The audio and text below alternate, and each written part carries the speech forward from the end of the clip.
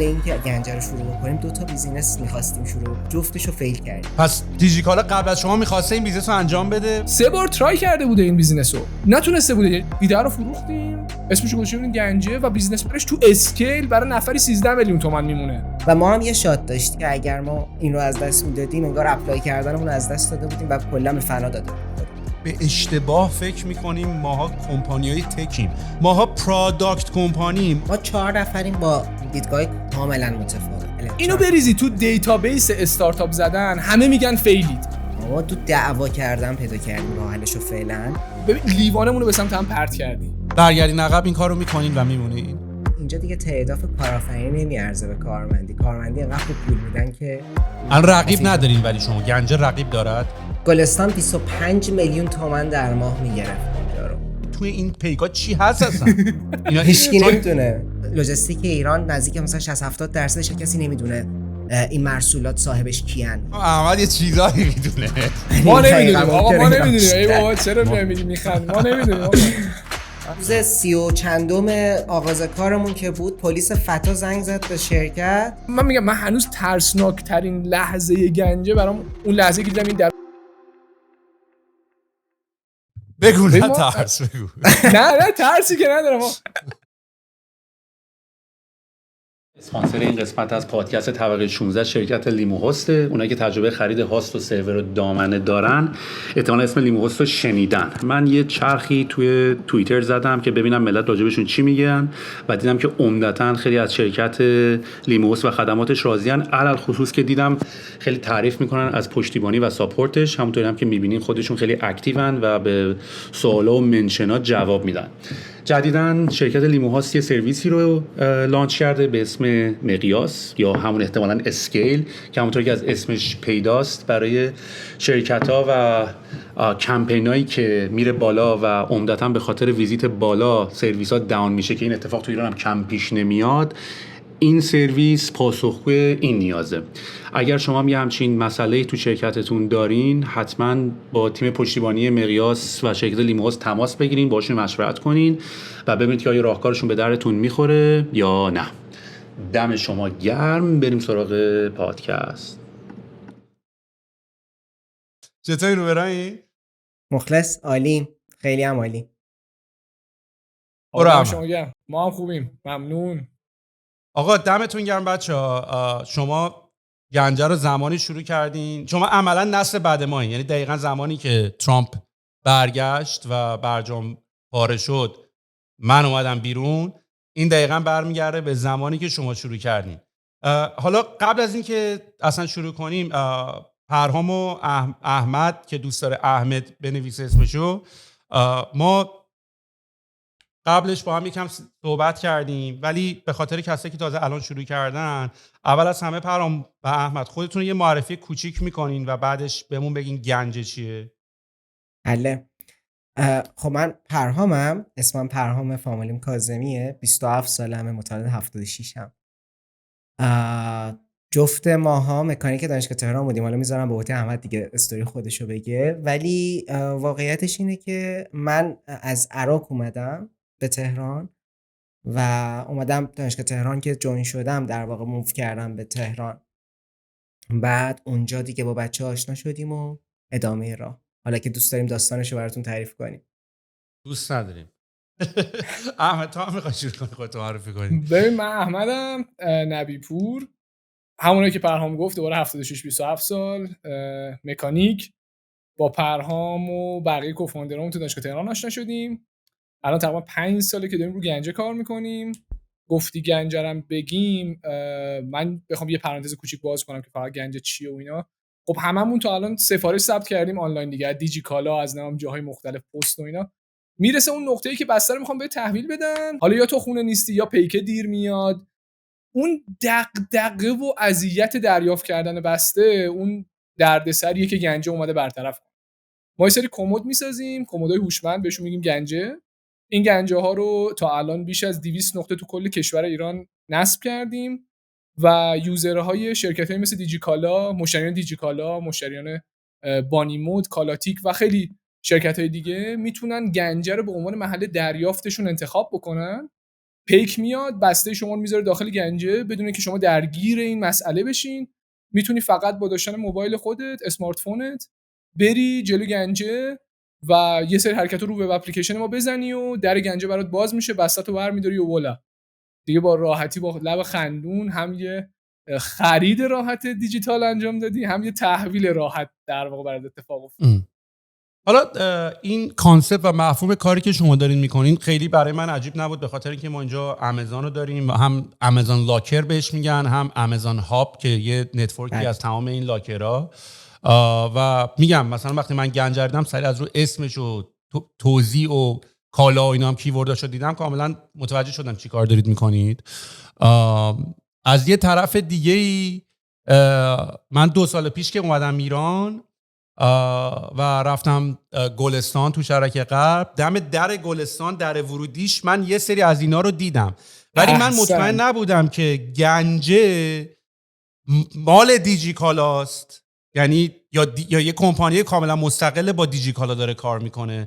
فکر کنم بزرگترین سوالی که الان دارم اینه، ولی قبل از این که بالا وارد به این قضیه بشیم، پرام تو هم میخوای ببینی گنجه رو یه بار دیگه توضیح بدی برای اونایی که شاید خیلی براشون جذاب یعنی مثل ما براشون آمازون لاکر ندیده باشن، جا نیفتاده باشه. درست.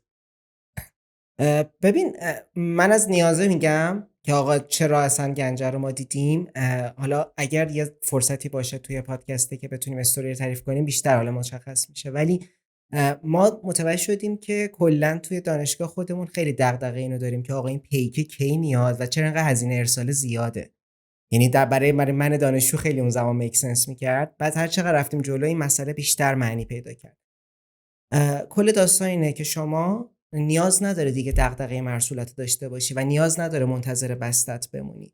گنجه یک زیرساختیه از لحاظ لوجستیک، یه زیرساخت هوشمند لوجستیکیه. حالا گفتی از کلمه هوشمند، مسئله هوشمندیش اینه که بیسان آیوتیه نه بیسان هوش مصنوعی در واقع، که میتونه محل نگهداری محصولات باشه، محلی که آدما به صورت موقت محصولاتش رو میذارن اونجا بمونه و بعدش میان ازش دریافت میکنن، در واقع آدرسشون رو میزنن گنجه. حالا ما فقط کمد هم نیستیم، ما الان این زیرساختمون رو توسعه دادیم به نقاطی که لزوما لازم نیست حتما یک کمد هوشمند نصب کنی برای اینکه محصولات بیان داخل کمد، به خاطر اینکه مسئله ظرفیت داره، مسئله کپکس داره و غیره. ما اومدیم گنجدار هم اضافه کردیم، آدم‌ها، مغازه‌دارها، دفاتر پیشخوان دولت و هر چیز دیگه‌ای میتونن محل نگهداری مرسوله و یا محل دریافت مرسوله باشن. این چیزیه که من از دیدگاه منه. درباره این که این تو ایران اصلا اسکیل میکنه که من خیلی سوال دارم، یعنی مطمئنم الان هر چیزی مطمئن که حالا دارم ازتون باید بپرسم دیگه، ولی حدس میزنم بحث‌های مالی و فاینانشالتون نمیتونه قوی باشه با توجه به اسکیل تعداد ارسال محصولات تو ایران. یعنی شما حتی اگه 1-2% از کل ارسال سفارشات هم بگیرین، با توجه به هزینه‌ای که برای مینتین کردن و نگه داشتن این کمدات دارین، حالا وارد میشیم چقدر هزینه داره براتون نگه داشتن این داستانا و اینا، ولی اول از همه دمتون گرم که این کار دارید میکنین. گفتی که ما برامون سوال بود، یعنی استوری اینطوری بود که ما برامون سوال بود که چرا اینقدر طول میکشه، چیکار باید بکنیم. این از این داستانای فاوندر استوری توره. خودمونیم اپورتونیتی دیدین، یعنی اینجوری بود که آمازون هاب داره این کارو میکنه بریم این کارو بکنین، یا نه واقعا نشستین دیدین عجب مشکلی داریم ما باید اینو حل کنیم، بعد رفتین نگاه کردین دیدین آمازون مثلا اینجوری این مشکل حل کرده؟ ببین ما اون زمان که داشتیم شروع میکردیم 2-3 بار، ببین آخر دانشگاهمون بود، 22 سالمون بود، سال 98 و خیلی هم سودای رفتن داشتیم اون زمان، یعنی همه آماده بودیم، آماده رفتن بودیم، ولی اینطوری شد که یه نفر از دانشگاه، یه استاد دانشگاه تهران بهمون آفر داد که میخواید استارتاپ بزنید. بعد ما هیچ ایده‌ای نداشتیم چی، 2-3 بارم فیل کرده بودیم یه سری ایده دیگه تو همون دوران دانشجویی و نوب بودنمون و اینکه اصلا بلد نبودیم بیزینس چی هست، اون موقع هم بلد نبودیم. بعد ایده اینجوری اومد که آمازون هاب رو دیدیم، ولی نشستیم توی دوره ولیدیشنی، یه جایی محاسبه کردیم فهمیدیم که آقا اصلا به هیچ چی نمیخوره، سر و تهش اصلا صفره. یعنی ما اگه بخوایم اوردرهای دیجیکالا هم خوب بگیریم، تازه اون زمان فکر می‌کردیم که آقا با دیجیکالا وصل میشیم به عنوان اول یه سوالم پرسیدی کمپانی جداییم یا نه؟ خب ما یه کمپانی جداییم که دیجیکالا اینوست کرد. و به این نقطه رسیدیم که نه، این سودده نمیشه با اون اعداد و ارقامی که اون روز داشتیم بررسی میکردیم. اما وقتی که یه ذره دیپتر شدیم، کل دوره داستانش اینجوری بود که ما باید ولیدیت میکردیم این ایده رو. اگر ولیدیت نمیکردیم مثلا واردش نمیشدیم و ما هم یه شات داشتیم نسبت به تفکر اون زمانمون دارم میگم. یعنی اینجوری بود که اگر ما این رو از دست میدادیم انگار اپلای کردنمون رو از دست داده بودیم و کلا به فنا داده بودیم خودمون.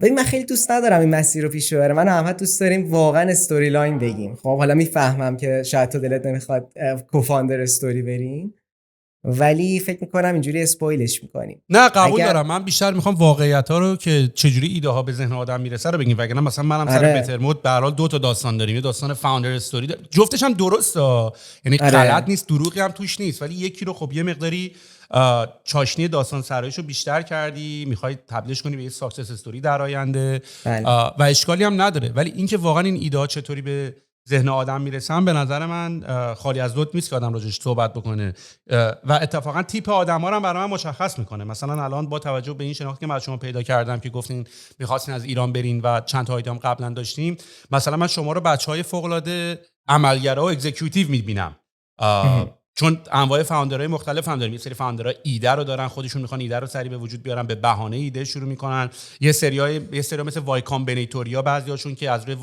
روی استارتاپ ریکوست و درخواست برای استارتاپ بر اساس یه سری مشکلات موجود اومدن. یعنی یه سری و تعداد آدمای زیادی که میگن آقا ما خوب اجرا میکنیم ولی ایده رو به ما بدین کم نیست. میدونی حتما و اون داستانی که بری از زمان قدیم ایده رندوم پیدا بکنی هم یه جورایی مال دورای خیلی اوایل اینترنت میتونی، یعنی بیشتر بود، نه که همچنان اینطوری نیست، ولی اون زمان خیلی بیشتر بود به خاطر اینکه خیلی فضا زیاد بود برای ایده. ولی الان اگه بری لیست مشکلات رو نگاه کنی راحت‌تر میتونی روی ایده دست بذاری تا که تو همون به یه ایده برسی. آره ببین این که پرهام میگه اسپویل نشه، میدونی مثلا داستانه اینجوریه که مثلا اون وسطش ما تو یه دوره ولیدیشنی بودیم، حالا تو استوری میرسیم بهش، ولی تو یه دوره ولیدیشنی بودیم، بعد وسط دوره هم جوین شدیم. یعنی درگیر کارهای رباتیک پیشرفته بودیم، درگیر اپلای بودیم، درگیر جشن فارغ التحصیلی بودیم، دیر رسیدیم مثلا به این دوره بیزنس ولیدیشن. بعد آقا رفتیم داخل و بعد 3 هفته خب بعد یه ایده داشته باشی برای دوره بیزنس ولیدیشن. تو بدون ایده که نمیتونی کار بکنی. جلسه دوم ما 4 تا دونه ایده رو نوشتیم رو کاغذ. یه نفر پنجمی بود بغل دستم رو میز، یعنی کنار میز ما میشست. گفت راستی بچه‌ها من که نمیخوام اینو ادامه بدم، ولی آمازون لاکر هم چیز باحالیه ها. یعنی ایده پنجم شد آمازون لاکر و ما اونجا آشنا شدیم مثلا آمازون لاکر چیه و اون نقاطی که پرهام داره میگه نظر ذهنی خودمون درگیرش بودیم، دوست داشتیم این سوالا رو. کلیک کرد که آقا اوکی این سوال به نظر میاد جذاب، حالا بریم ببینیم میتونیم مثلا حلش بکنیم یا نه.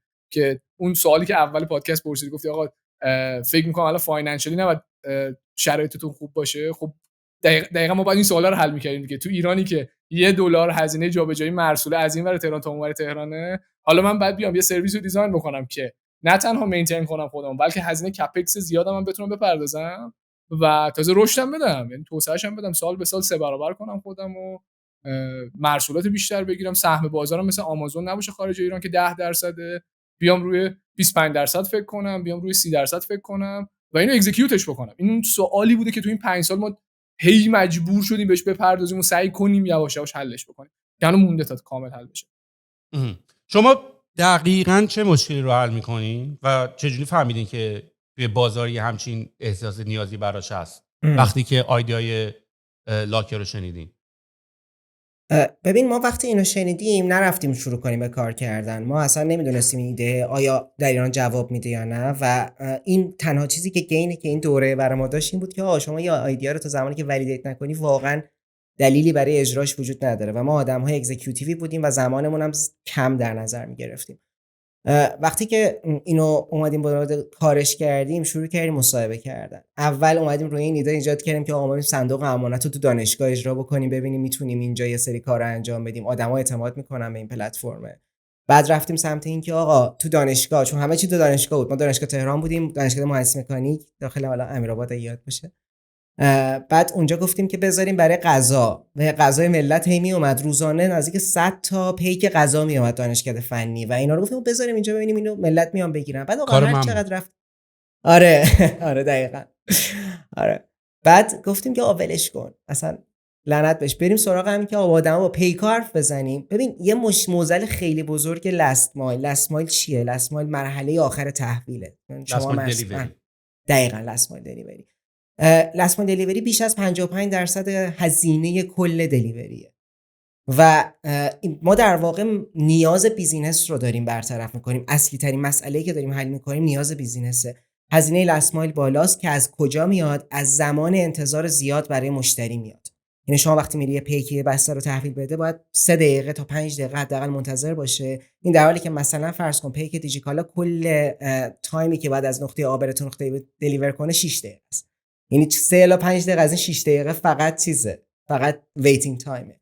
پس ما یک نیاز بزرگی رو سمت لوجستیک داریم برطرف میکنیم که کاستش رو داریم، هزینه‌شو داریم میاریم پایین. از طرف دیگه داریم یک گینی هم به مشتری نهایی اند یوزر میدیم که اون هم انتخاب بکنه این مسئله رو. اونم نیاز اینه که آقا من نمیدونم در طول روز کجام. توی شهرهای بزرگتر که الان شهرهای ایران این مسئله خیلی وجود داره که آقا من نمیدونم کجام. توی سایر شهرهای ایران هم چون لوجستیک ایران سرویس لول خوبی نداره، بسته رو نمیتونن تو دور استپ بندازن جلو در به خاطر امنیت. این هستش که شما در طول روز به شما مثلا پست میگه من فلان روز میام، شما نمیدونی چه موقع از روز. پس بنابراین مجبوری کل روز وایسی تا بالاخره بیاد این پوپی که پسته بیاد و بتونی تحویل بگیری ازش. حالا ولی بیشتر که میریم سمت کلان شهرها که آدم‌ها زندگی شلوغ‌تری دارن و برنامه‌ریزی خیلی براشون سخت‌تره، خیلی مسئله پیچیده‌تر میشه و ما نیاز خیلی مهمتری رو حل می‌کنیم. آره دقیقاً باهات موافقم. یعنی اتفاقی هم که مثلا حالا ما توی ایران مثلا من خودم این تجربه رو خیلی به شکل بدی نداشتم، به خاطر اینکه مثلا ما توی ساختمونا زندگی می‌کردیم و بعد نگهبانی داشت و بعد کانسیرژ داشت و بعد لابیمن داشت. یعنی حتی اگرم یه بسته‌ای میومد میتونستن تحویل بدن به اون لابیمنه، فوقش امضا هم ازش میگرفتن، ما هم از طریق لابیمنه یعنی لاکر ما لابیمنه بود، کمد ما لابیمنه بود. آره ولی وقتی که برگشتم مثلا حالا الانم بعد از اینکه یه موقع سن اون رفت بالاتر و دیگه بچه‌ها شروع کردن هر کدومشون جدا شدن از خانواده و رفتن خونه‌های خودشون رو گرفتن، دیگه متوجه میشه که آقا واقعا حتی پاکت پستی هم ما جای نامه هم تو ایران نداریم خیلی، میدونی. یعنی ما جای توی ایران مثلا میل باکس هم نداریم. حتی خب ایران اینجا هنوز خیلی نامه میفرستن واقعا چپ و راست، میدونی. یعنی سلام هم یارو میخواد بکنه، نامه هم میخواد، به تبلیغات هم میخواد بکنه، هنوز با نامه. ما تو ایران انقدر تجربه نامه نداشتیم مگر اینکه مثلا نامه‌های خیلی رسمی و جدی و اینا در این حد نبود که چپ و راست نامه بره و بیاد و اینا. واسه همین حتی توی ایران ما میل باکس هم نداشتیم. ولی وقتی من اومدم اینجا اتفاقا 2 تا اتفاق برام افتاد که با این کانسپت آشنا شدم.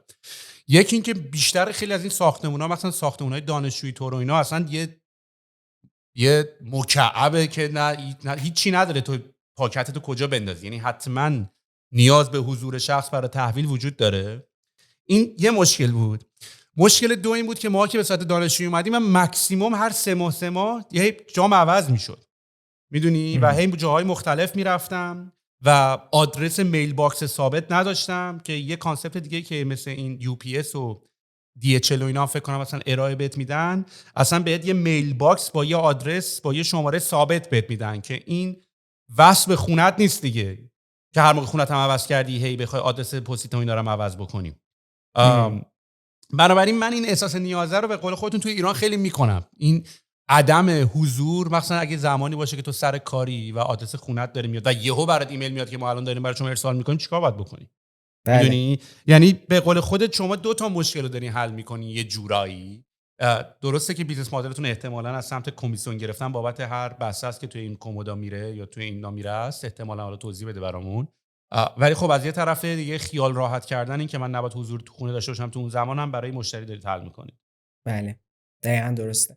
بیزنس مدل ما اگه رونیو مدل رو بخوایم بگیم، حالا احمد یکم بیشتر این ورو بگه بهتره به نظرم. اصلا چیزاتون هم بگین، پوزیشناتون هم بگین. پرام تو چی کار میکنی توی اونجا و احمد تو چی کار میکنی تو گنجه؟ من که ساید بیزینس و مارکتینگم بیشتر. پوزیشنت چیه؟ تایتل پوزیشنت؟ خیلی پوزیشنی نیستیم ولی اوکیه، مثلا بزن مدیر توسعه کسب. نمیشه نداشته باشی که. این تایتل نداری؟ تایتل میتونی بذاری برای خودت. مسئله اینه که آقا با چی داره کار میکنه. مثلا تعارف دارید پس با هم دیگه تو شرکت؟ نه تعارفی نداریم. اینجاش تعارفی که نداریم تعارفه. یعنی مدیر عامل چیه؟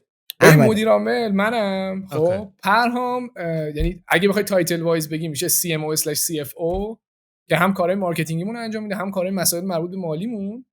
بعد خوش یکی سی دیگه او او دیگه چیف اپریشن آفیسر دیگه. ببین آخه ولی آره میفهم. گنجه میدونی یه ذره حالا بری تو دلش میبینی خیلی اختاپوسی تر از اون چیزی که آدم، یعنی ما خودمون فکر نمی‌کنیم انقدر اختاپوسی بشه شرکت. فکر می‌کنیم اوکی مثلا همش میشیم تیم تک، ولی رفتیم جلو ندیدیم مثلا تیم اپریشنمون خیلی بزرگ شد یه دفعه. یا توی اپریشن تیم فیلد آپسمون خیلی بزرگ شد. بعد اومدیم جلو دیدیم الان مثلا مارکتینگ ما اصلا درایور کل شرکته. ببین ابعادش خیلی بزرگ شد. یکی دیگه از کوفاندرامون سی تی او، منم در واقع سی او هم قبل تر از این که بخوایم اینجا بیایم هر کدوممون میدونید رولا میچرخید دیگه. بسته این بود که یه سوال زمین بود، بعد یکی برمی داشت این سوالا رو مطمئن میشد که حلش میکنه و بر اون اساس اکزیکیوتش میکنیم، ولی سمتی سوالو پرسیدی جوابش میشه. و درست هم میگی، یعنی این داستانی که تو داری میگی این قضیه این که فکر کنم یه اشتباه بزرگی که خیلی آمون کردیم به واسطه اینکه اینا تکن و اینا کامپیوتر و آیتی و استارتاپ و اینا همه وارد یه سری بیزنسایی شدیم که فکر کردیم کار کردن ما با کامپیوتر و این کد و این چیزاست، رفتیم تو بازی دیدیم مثلا یه بازی دیگه است اصلا، میدونی؟ یعنی فکر کنم اتفاق حتی برای شما افتاد، یعنی بله. شما احتمالاً ساید تکتون خیلی باید دارید تک به هر حال این روت اپتیمایزیشن رو دیدن اینا، ولی اونو اتفاقا میتونستی آوتسورس کنی. همش این کار اپریشن روزانه است. ببین ما واقعا بخوای اینجوری باشیم، بذار من یه خاطره جالبشو بگم. ما سی تی اومون در واقع سی تی او الانم یکی دیگه کوفاندر محمد مسئول جواب دادن تلفن‌های مشتری‌ها بود. چرا؟ آقا ما رفته بودیم یه سری گنجه گذاشته بودیم تو انبار دانش دیجیکالا. اون موقع اصلا حتی شماره تلفن ثابت نداشت شرکت. اومدیم شماره تلفن موبایل محمدو زدیم روی گنجه‌ها با استیکر. آقا این در و دیو چپ و راست بهش زنگ می‌زدن. ملت سیوش کرده بودن گنجه، شب ساعت 11 بهش زنگ می‌زدن. باور کن اینا رو شوخی نمی‌کنم. بعد اومدیم جلوتر گنجه ها رو رفتیم تو سطح شهر گذاشتیم، حالا تاریخچه ها رو میرسیم بهش، ولی اومدیم تو سطح شهر گذاشتیم و این اشتباه رو، نمیگم اشتباه زمان، این اتفاق رو تکرار کردیم. خیلی اتفاق در واقع خیلی برای ما پوان مثبت آورد، چون اون کسی که هد تکنیکال بود مستقیم درگیر مسائل مشتری بود و اون مسائلشون داشت برطرف می‌کرد. بعد رفته بودیم گنجه رو تو سطح شهر گذاشتیم، دوباره شماره تلفن محمدو گذاشتیم، شماره تلفن موبایلشو ها. آقا یه روز اومد وسط شرکت، 2 سال پیش بود، یه روز اومد وسط شرکت یه دفعه آقا من دیگه جواب نمیدم، دیگه من نمیرسم یه خط کد بزنم، اصلا همش دارم جواب تلفن میدم فلان. ما اونجا فهمیدیم آقا ما باید CRM بگیریم، نمیدونم تیم اپریشن بعد ایجاد بشه، حالا کی بره؟ مثلا احمد بره مسئول این که آقا این تیم رو بیاره بالا. یعنی بیشتر ما نگاه می‌کنیم سوال اینجوری بوده که چون این 4 نفرمون از ابتدای داستان، یعنی ابتدای دانشگاه، ما همش با هم بودیم، همش با هم دیگه بازی میکردیم، با هم دیگه گل کوچیک میزدیم، نمیدونم.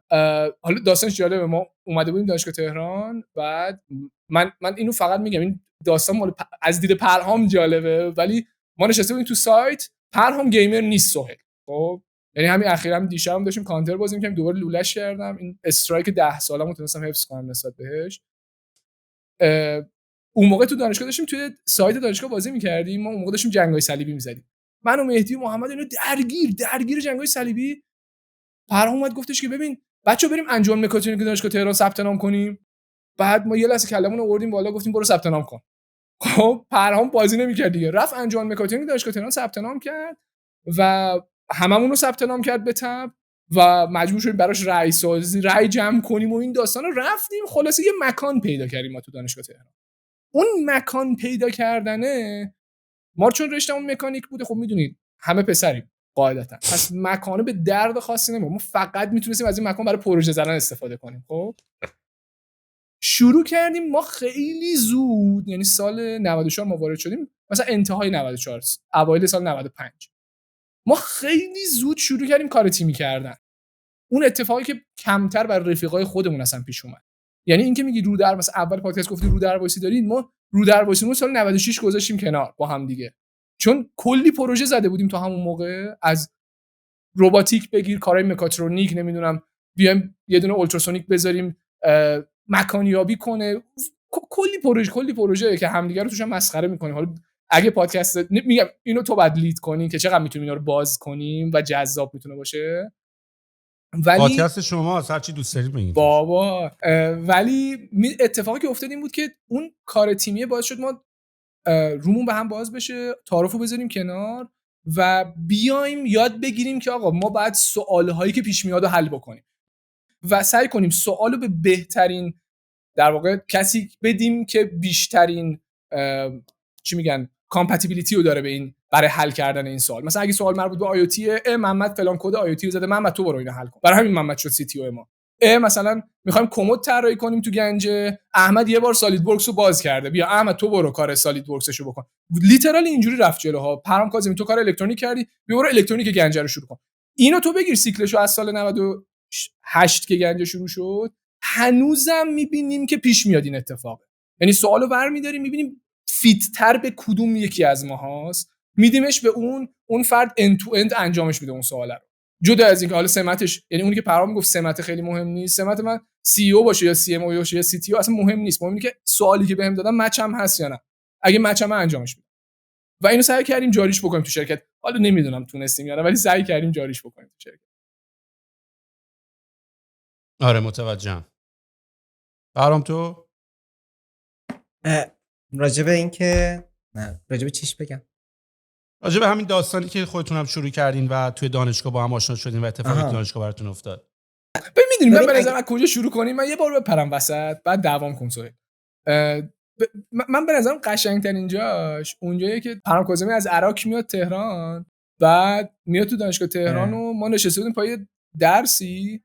حالا خودت بگو چجوری ما اصلا آشنا شدیم. یعنی یه ذره اون حسه بیاد که آقا 4 تا کوفاند ما سوال 4 تا مکانیکی، من تاکید میکنم روی این، ما 4 تا مکانیکیم که 4 تامون هم پسریم و 4 تامون با هم رفیق صمیمیم.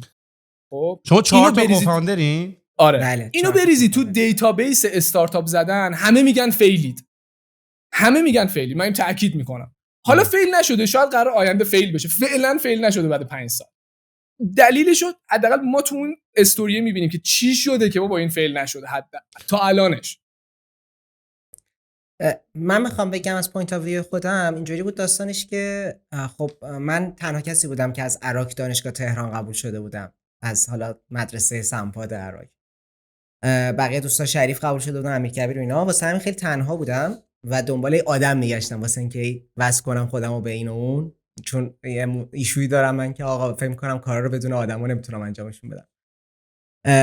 و همون اول توی کلاسی به نام شیمی فیزیک یه 2 نفر بودن، برگشتم بهشون گفتم این استاد خیلی فلانه، یه فوشی دادم استاده. خب و این دوتا خیلی فاز منو گرفتن که این دوتا احمد و مهدی بودن که از راهنمایی با هم رفیق بودن. در واقع احمد و مهدی دوتا کوفاندر دیگه ما کوفاندر چهارمون نمیدونیم کی بهمون جوین شده، هیچ وقت نمیتونیم هیستوریشو پیدا کنیم که بالاخره کی محمد اصلا واسه شد به ما. کاملا باید موافقم. برای بهتر مود ما هم همین اتفاق افتاده. یعنی یه جورایی حتی تایمینگاش چرا ما همه چون تازه هم تولدش بود چند روز پیش میتونیم ولی خیلی هر کی از یه جایی خیلی رندومی اومد. ولی در رابطه با این که من کاملا احساستون رو درک میکنم که مثلا میگین 4 تا کوفاندر در تمام کتاب ها مثلا نوشته شده که مثلا اگه قرار باشه یه استارتاپی فیل بکنی یه سری دلایلی اومده، مثلا همون اتفاقاتی که من تو پادکست هم راجعش صحبت کردم، مثلا با دوستاتون کار نکنین یکی از دلایلشه، نمیدونم با همسرتون کار، یه سری آماری در اومده و من خودم جزو اون درد کشیده‌ام که تعداد زیادی همه کاری رو خیلی کردم و همه رقمه یه جوری با این مشکلات مواجه شدم و بعدها فهمیدم دلیلش چیه و میتونم احساسم بکنم که شما به هر حال الان به عنوان کسی که شروع کردید بگید آقا ما با توجه به اینکه یه سری از این موارد به کمکمون نمیاد مثل 4 کوفاندری بودن، ولی نسبت با توجه به تمام این آمارا ولی ما تمام انرژی رو میذاریم که اتفاق بشه و به اصطلاح خلاف جهت آب میخوایم شنا کنیم.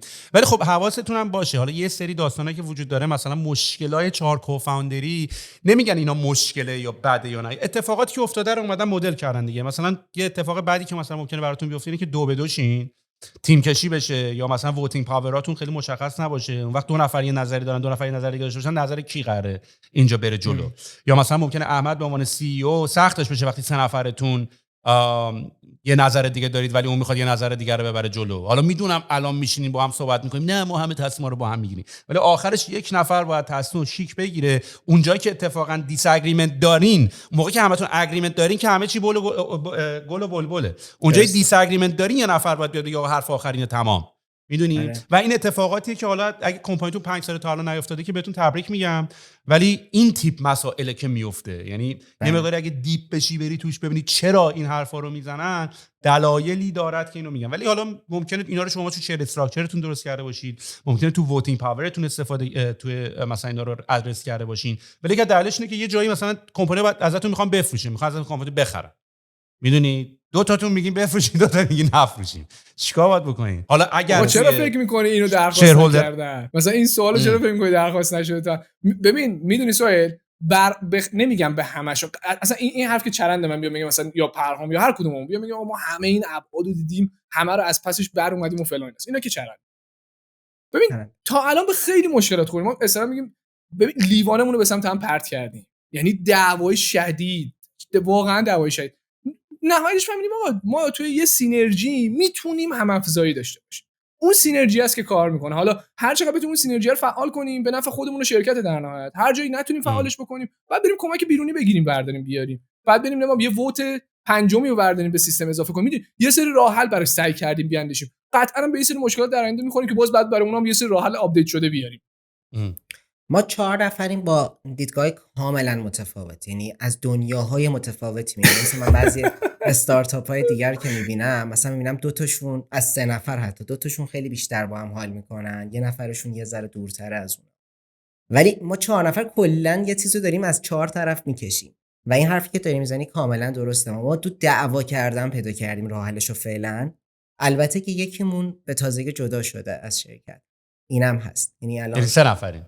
الان شدیم 3 نفر. اون یه نفر دیگه هیچ میشنی برای خودش نمیدید. مهدی دیگه هیچ میشنی برای خودش نمیدید و دیگه سعی کرد نباشه. مهدی اینجوری بودش که آره کارم تموم شده، من خیلی حال کردم با گنجه، دیگه نمیخوام ادامه بدم. یعنی خیلی هم کوله، الان با همون هست، دو هد مدیرمون هست، یعنی رستن وست دیگه. آره درسته. اگه بخوام اون ادامه اون داستان استوری لاین رو بگم، اینکه آقا بعدش چی شد، اینطوری بود که من بهشون گفتم بیایید آقا یه انجمنی پیدا کردم میتونیم با هم دیگه بریم جا داشته باشیم کار خودمون رو بکنیم. و ما رسما با اون تنها کاندیداهای اون عضویت در اون انجمن بودیم. به بچه‌ها گفتیم رأی بدن به ما رأی آوردیم. حالا جای انجمنی جای بسیار دخمه‌ای بود در دانشگاه تهران که پسرها جرئت نمی‌کردن برن اونجا، چه برسه به دخترها، اندک دخترهایی که دانشکده مکانیک داشت. ولی ما اونجا رو پیدا کردیم واسه اینکه بتونیم کار خودمون رو بکنیم. حالا بچه‌ها می‌خواستن گیمشون رو بزنن، بعدم فکر کردیم اینکه آقا پروژه‌مون رو بزنیم با هم دیگه. کل این بازه تا ترم مثلا 3-4 ما داشتیم تلاش می‌کردیم برای اینکه این اسکیل ستمون رو قوی کنیم. اول با هارد اسکیل، هم آردوینو یاد بگیر، سالید ورکس یاد بگیر، فلان یاد بگیر و غیره. بعدش ترم 5 یه جایی پیدا کردیم که بالاخره میتونستیم اسکیلایی که به دست آوردیم، اون دعوایی که کرده بودیم، اون مسخرهایی که همدیگه رو کرده بودیم رو یه جایی در واقع به عرصه نمایش بذاریم. اونم درسی بود به نام درس کنترل.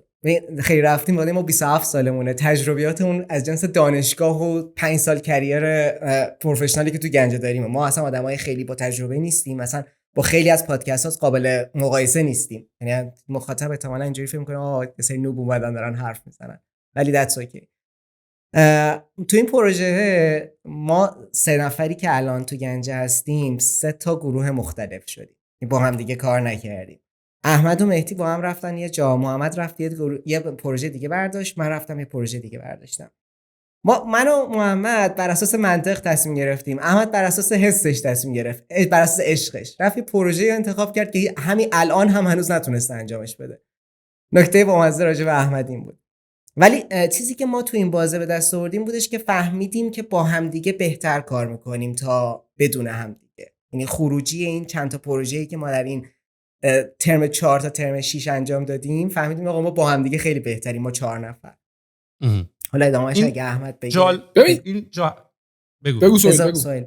نه میخوام این حرفی که پرهام زد رو تکمیل بکنم، به خاطر اینکه من هم در کاراکتر خودم خیلی آدم کم حوصله و اصلا صبور نیستم و مثلا اگر نتونم با یکی خیلی سریع راحت کار بکنم، ترجیح من بعد از چند بار تلاش کردن اینه که داینامیک رو عوض کنیم، وایب رو عوض کنیم، هر کدوم بریم دنبال کار و زندگی خودمون یه جور دیگه. یعنی خیلی سعی نمی‌کنم فورسش کنم و مجبور بکنم که آقا ما دوتا باید حتما با هم کار بکنیم، یا کلیک میکنیم یا کلیک نمیکنیم، حالا یکی من بالا پایین داره دیگه.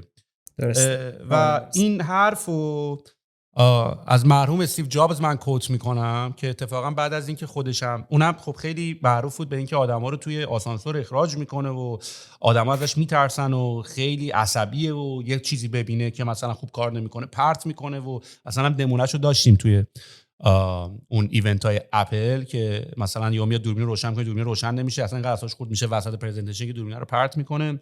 و خب خیلی معروف بود به اینکه آدمیه که خیلی اگر باهات حال نکنه خیلی سریع باهات خداحافظی میکنه.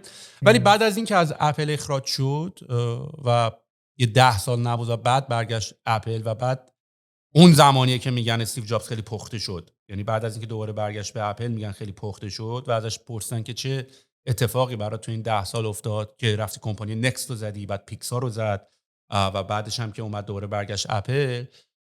جوابش همین بود که پرهام داشت میگفت و برای منم الان خیلی بیشتر داره سینک میکنه، به اصطلاح داره برام میشینه روم که معنی این حرف چی بود. و این بود که من میگفتش که من الان خیلی آدم آرومتری شده بود، پخته تری شده بود، بیشتر گوش میکرد، کمتر داد و بیداد میکرد.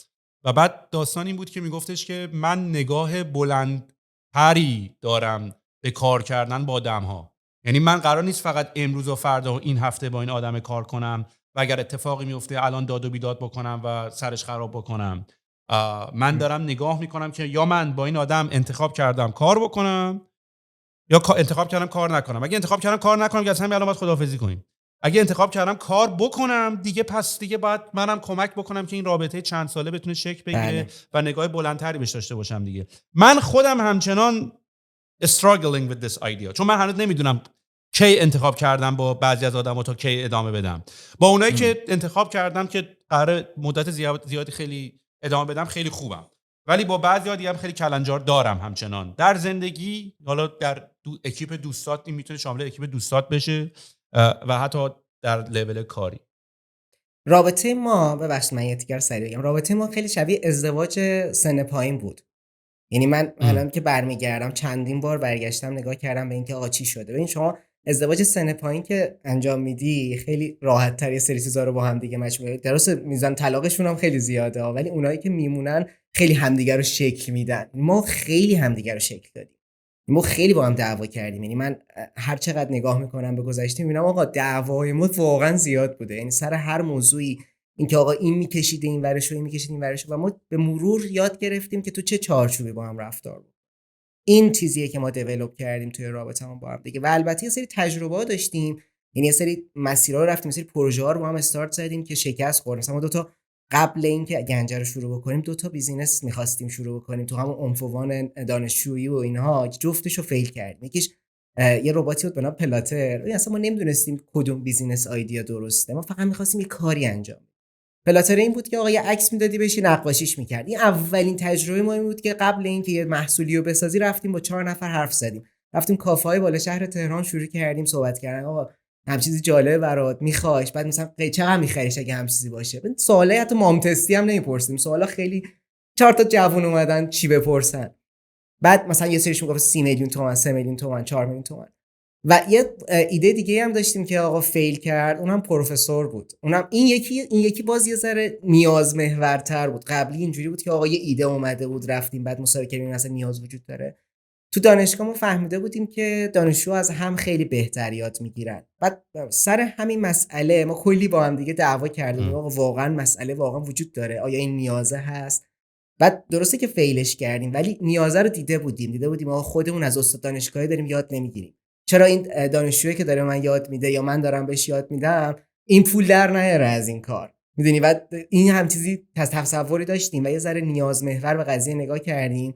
ولی خب باز چون یه ذره بی تجربه بودیم، دانشجو بودیم، دغدغمون درسمون و بعدش هم اپلایمون بود، نه اینکه آقا یه کاری را بندازیم اون لحظه. اون باعث شد که فیل بشه قبل گنجه. که قابل تقدیره. این انرژی که دارید که حتما میخواین یه کاری بکنین خیلی قابل تقدیره. یعنی من لطف بعضی دارید. موقع دیگه احساس میکنم تو خیلیا نیست. یعنی من هم بعضی موقع به یه سری آدم میرسم میگم داداش چرا یه کاری نمیکنیم و میگم نیست توی یه سری از آدم‌ها اصلا این احساس، این یه چیزی انگار تو میلوله میخوای اینو آزاد کنی انرژی اینو. ببین سهیل، ما یه دونه ما خب پروژه میذاریم تو انجمن مکاترونیک، بعد پروژه هزینه داره. مثلا تو میخوای آقا دو تا پروفیل آهن میخوای بخری، یه دونه سرو موتور میخوای بخری، یه درایور میخوای، آقا این هزینه داره دیگه. دانشگاه که نمیاد بگه اوکی شما انجمن مکاترونیک مثلا بیاین 10 میلیون تومان گرانت بهتون میدم. ما بعد پوله رو در می آوردیم و ما هیچ کدوم کار نمی‌کردیم. تاکید ما هیچ کدوم کار نمی‌کردیم تو دانشگاه. آخراش مجبور شدیم ولی اوایلش نه.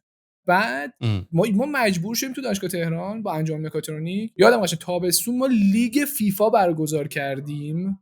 خب که پول در بیاریم، که بتونیم تو انجمن خرج کنیم که یه پروژه ادام بشه.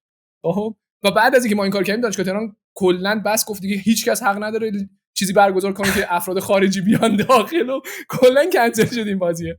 ولی میگم اون موضوعی که داری میگی همش دنبال این بودیم که آقا اوکی ما با هم دیگه کلی پروژه دانشگاهی زدیم خیلی قشنگ.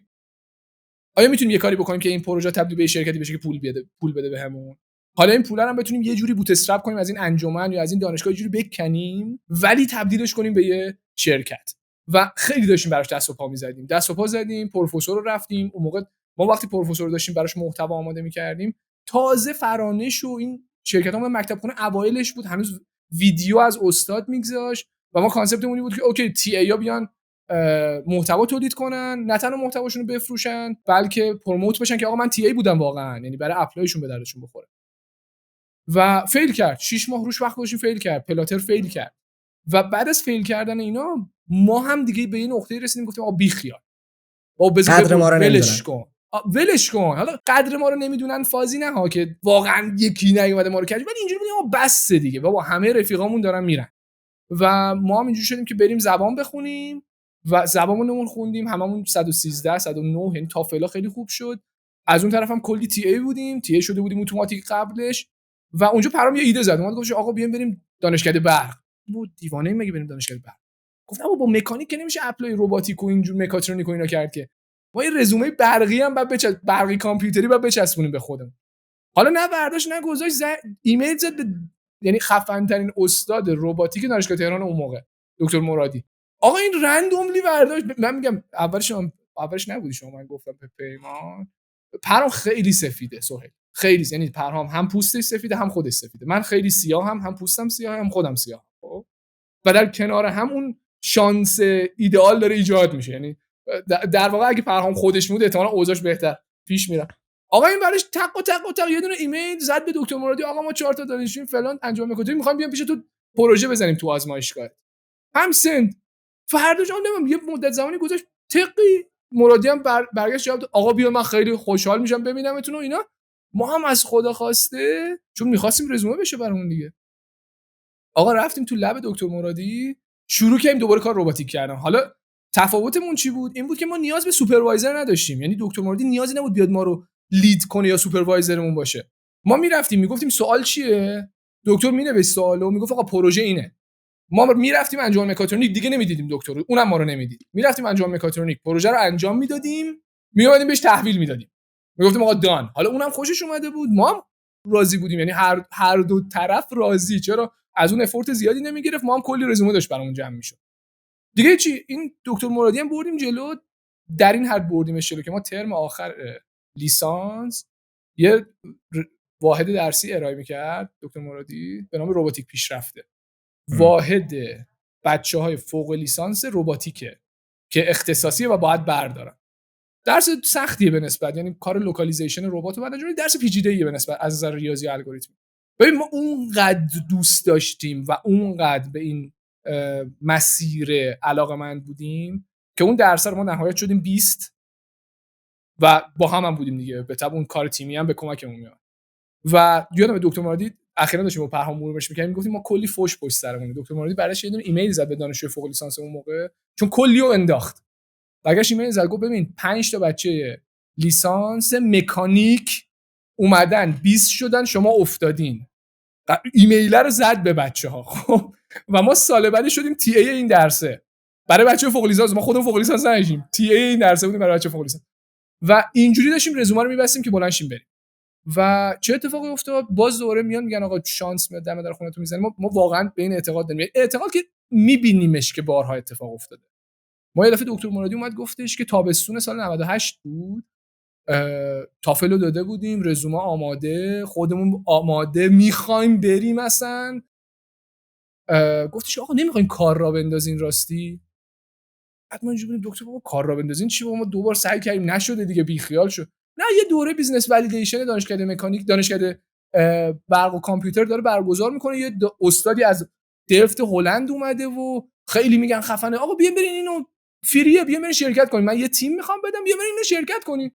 ما هم گفتیم بابا آره این که به جایی نمیرسه، حداقل اینم یه سرتیفیکیتی برای اپلایمون. خب یعنی واقعا نگاه این بوده، اینم یه سرتیفیکیتی برای اپلایمون. رفتیم دوره رو ثبت نام کردیم و به دوره هم گفتم دیر رسیدیم، یعنی ما 3 هفته به این دوره دیر رسیده بودیم. رفتیم تو دوره دکتر عالمی تهران سایت برگزارش می‌کرد. آقا ما رفتیم تو این دوره، سوال ما تنها چیزی که بلد بودیم چی بود؟ کار تیمی بود. اول آخر کار تیمیه بود دیگه. ما 4 تا میتونستیم با هم کار بکنیم. همزمان اون موقع پولم نداشتیم، تاکید باز پول نداشتیم، داشتیم یه پروژه برای بنده خدای بیرون از دانشگاه میزدیم به نام هوارا. یه پروژه آی او تی بود اونم. به زور داشتیم از یارو پول میکندیم به قول، یعنی هدفمون این بود یه چیزی بیاریم بالا، طرف میخواد دمای کولراشو بتونه آنلاین نشون بده. پروژه همینقدر ساده بود. خب ما وسط دوره بیزنس والیدیشن عالمی داشتیم کارهای مربوط به پروژه این یارو رو انجام میدادیم، یعنی انقدر توجه نمی‌کردیم به این دوره بیزنس والیدیشن و سعی داشتیم پولا رو در بیاریم. همزمان مثلا 3 نفر رو پروژه کار می‌کردن، یکی به دوره گوش میداد، سعی می‌کرد یه پرزنتیشنی آماده کنه، یه کاری بکنه و فلان این داستانا، تا اینکه اون ترنینگ پوینتمون کجا بود؟ همون ایده ها رو کاغذ نوشتیم، گفتیم بابا اینجوری که زایه است، ما همینجوری میریم تو این جلسه بیزنس والیدیشن هنوز ایده رو نداریم، میریم مثلا چرت و پرت داریم میریم پرزنت میکنیم، بابا زایه بازیه دیگه، برای ما خوب نیست. 4 تا ایده نوشتیم، ایده آخر آمازون لاکر بود. یادم رفتیم پیش دکتر مرادی، گفتیم آقا ما که خوب نیستیم برای تصمیم گیری ایده چیه. رفتیم پیش دکتر مرادی، حالا دکتر واقعا ما خیلی لطف داره به ما هم خیلی دوستش داریم واقعا، حالا من اینجا اذیتش میکنم نه به معنای چیز. دکتر یادم اومد گفتش که مثلا ایده شماره 3 رو انجام بدیم. ما اومدیم بیرون گفتیم نه ولش کن، ایده شماره 5 رو انجام بدیم آمازون لاکر، ولش کن. اومدیم و گفتیم خب نمیتونیم اسمش جزء آمازون لاکر که بابا واقعا باور کن سوال میگم همینجوری میرفت جلوها، اسمش که نمیتونیم بذاریم آمازون لاکر، صندوقچه، صندوق، گاف صندوق، گنجینه، گنجه، اسمش شد گنجه. و ما سعی کردیم بیزینس، واقعا این اتفاق افتاد، ما سعی کردیم بیزینس آمازون لاکری که هزینه ها دلاری خارج از ایران، یعنی هزینه های لوجستیک دلاری رو ورداریم بیاریم مدل بکنیم تو ایرانی که کاست لوجستیک $1. این اون تسک ما شد. من الان دارم به عقب نگاه میکنم میگم این تسک است، برگردم به اون دوران هر لحظهش داشتیم یه سوالی رو حل میکردیم واقعا. ولی اینطوری شدیم که آقا بریم یه جوری این یک بار رو پا بزنیم، شاید این دفعه شد، شاید این دفعه بیزنس والیدیشن کردیم، اسموک تست کردیم، نمیدونم ام وی پی درست کردیم، شاید اینطوری بتونیم کار را بندازیم. سریای قبلی که نشد که، شاید اینطوری شد. و آخر تابستون بود دوره والیدیشن عالمی رو ما شدیم تیم اول، یعنی فکر کن نمیرفتیم سر دوره، 3 هفته دیر اومدیم شدیم تیم اولش. فقط هم میگم همون کار تیمی است، ما میتونستیم بفروشیم کار تیمیمونو، توانایی اینو داشتیم، هم من زبون دارم هم پرهام زبون داره، میتونستیم بفروشیمش اینو. و ایده رو فروختیم، اسمش رو گذاشتیم گنجه و بیزنس مدل مثلا یه چیز دیگه بود، یعنی همین حسی که شما داشتی اول پادکست که بابا احتمالاً اینجوری که شما نمیتونید شرکت رو راه بندازین. ما هم در آوردیم یه بار بیزنس مدلی که میگیره، دیدیم آخرش تو اسکیل برای نفری 13 میلیون تومان میمونه. گفتیم بابا این که باخته، از اینو ولش کن، 13 میلیون که کار نمیکنه. رفتیم مثلا یه بیزنس مدلی رو میکروها آوردیم بالا و اونو پروموت میکنیم که خیلی هیوی اپریشن، خیلی سنگین بود عملیات اون بیزنس. کاری بهش ندارم چون لانچ نشد، یعنی در نهایت اون رفت حاشیه و ما یه کار دیگه کردیم. ولی انتهای تابستان ما همزمان با اینکه داشتیم دست و پنجه نرم میکنیم، با اینکه آقا ایمیل اپلای بزنیم نزنیم، بریم نریم، یه فردی به نام کیوان محیط مافی که مدیر عامل دیجیکالا نکست الان شتاب دهنده دیجیکالا است، اون موقع در واقع پروداکت منیجر قسمت لوجستیک دیجیکالا بود. آقا این از طریق شتاب دهنده کلیک کارولوکس که مال دانشگاه تهران بود به تیم ما کانکت شد. یعنی اون نتورکینگ اتفاق افتاد. ایشون به تیم ما کانکت شد و ایشون به تیم ما کانکت شدن همانا و من از جوابش میدم میکو دست پرهام که پرهام بذار کانتریبیوت داشته باشه و داستان ما شروع شدن همانا. یه پرواز بگو. من فقط اگه سوالی داری بگو این وسط ما نمیخوام. حتما سوال دارم. نه من فقط به خاطر اینکه کسایی که دارن گوش میکنن یه ایده ای از این کانسپت های پوزیشنینگ های شرکت ها توی لاجیستیک و حمل و نقل کجا قرار میگیره، من فقط فکر میکنم مثلا اینو بگم خالی از لطف نباشه که مثلا ما فرست مایل دلیوری داریم، یعنی اون تیکه اولی که یه محصولی درست میشه یا یه چیزی رو میخوای یه جایی ببری، مثل کمپانی بزرگ مثل DHL که باید وردارن از کارخونه مثلا وردارن بیارنش توی ویرهاوس مثلا تهران، این میشه فرست مایل دلیوری. بعد یه سری کمپانی دیگه هستن مثلا میدل مایل دلیوری، یعنی اون حد وسطه که یعنی مثلا میرن از اون ویرهاوس برش میدارن میبرنش تو خونه، مثل آمازون مثلا دیگه از ویرهاوس رفته همه رو گوشه تو ویرهاوس خودش. ویرهاوس چی میشد فارسیش؟ مثلا چی بهش میگفتن؟ انبار. آره یه انبار بزرگ دارن، اون میشه کمپانی که حالا مثلا ور میداری با موتور و با وانت و اینا میبری میبریم مراکز توزیع. آفرین. یه دونم این لاست مایل دلیوریه که داریم، یعنی حالا بخشای بیشتری هم میتونیم داشته باشیم که حالا کمپانی اوبر و اسنپ و اینا عملا میافتن توی اون لاست مایل دلیوری. یعنی شما دیگه تهرانی حالا وسط شهری، حالا از اینجا میخوای اون یه تیکه آخره رو بری، یا حتی مثلا اسکوتر بوک کردن و تاکسی گرفتن و اینا همه میشه لاست مایل دلیوری. که الان خب خیلی کمپانی گنده اتفاقا رفتن سر فرست مایل دلیوری، مثل اون کمپانی گنده پورت بود، چی بود اسمش، که اصلا در حد اینه که مثلا کشتی و قایقا رو هماهنگ میکنه که از این قاره ببرن اون قاره. و اینو من فقط خواستم بگم که بچه‌ها الان یه جایی شما حتی یه لس مایل دلیوری هم داشتین پیاده میکردین، فکر کنم همین ماکرو ها بس یعنی که مثلا اگر آره لاست مایل رو یه دو تیکه میکنی، یعنی میگه من در واقع میکنم یه میدمال تا سر کوچه، از کوچه به بعدم یکی دیگه ببره. آره. در واقع شما هر چقدر ویتو بدی به میدمال هزینه لاست مایل کم میکنی دیگه، و چون لاست مایل خیلی پرهزینه است، یعنی برخلاف اینکه دقیقاً چیزی که شما گفتی فرست مایل و میدمال ابعاد بزرگتری انجام میدن ولی لاست مایل جایی که خرج میکنیم، یعنی هر ماشین مثلا باید بره دم 20 تا خونه 40 تا خونه، حالا ماشینای آمازون که 250 تا خونه رو میرن که خب خیلی کار پرهزینه‌ایه و اینجا میشه که در واقع یک فرصتی برای اینکه بیزینس‌ها بخوان یک چیزی رو ایجاد بکنن، کاست رو کم بکنن، بهره وری ایجاد کنن.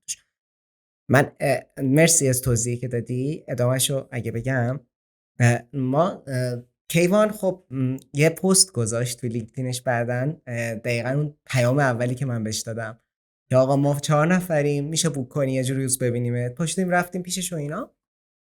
بعد کیوان با ما خیلی حال کرد، یه جوری حال کرد که یه چند هفته بعدش 2 تا جلسه برامون ست کرد با 2 تا سی لول دیجیکالا، COO و CTO دیجیکالا. کاوه احسانی اون زمان بود و سهیل مقدم که احتمالاً سهیل مقدم رو دیگه بیشتر بشناسن ملت. ما خب هیچی دم دستمون نداشتیم جز یه پیچ دک، یعنی خروجی همه اون دوره ولیدیشن شده بود آقا یه بیزینس مدل که در واقع ریونیو مدل بود که آقا ما میگفتیم این مدل لوجستیکیه بر اساس تئوری کار میکنه، و یه پیچ دک که آقا اینه دیگه، این تیم ما، این اندازه بازارمونه، این فلانمونه، این بیسارمونه.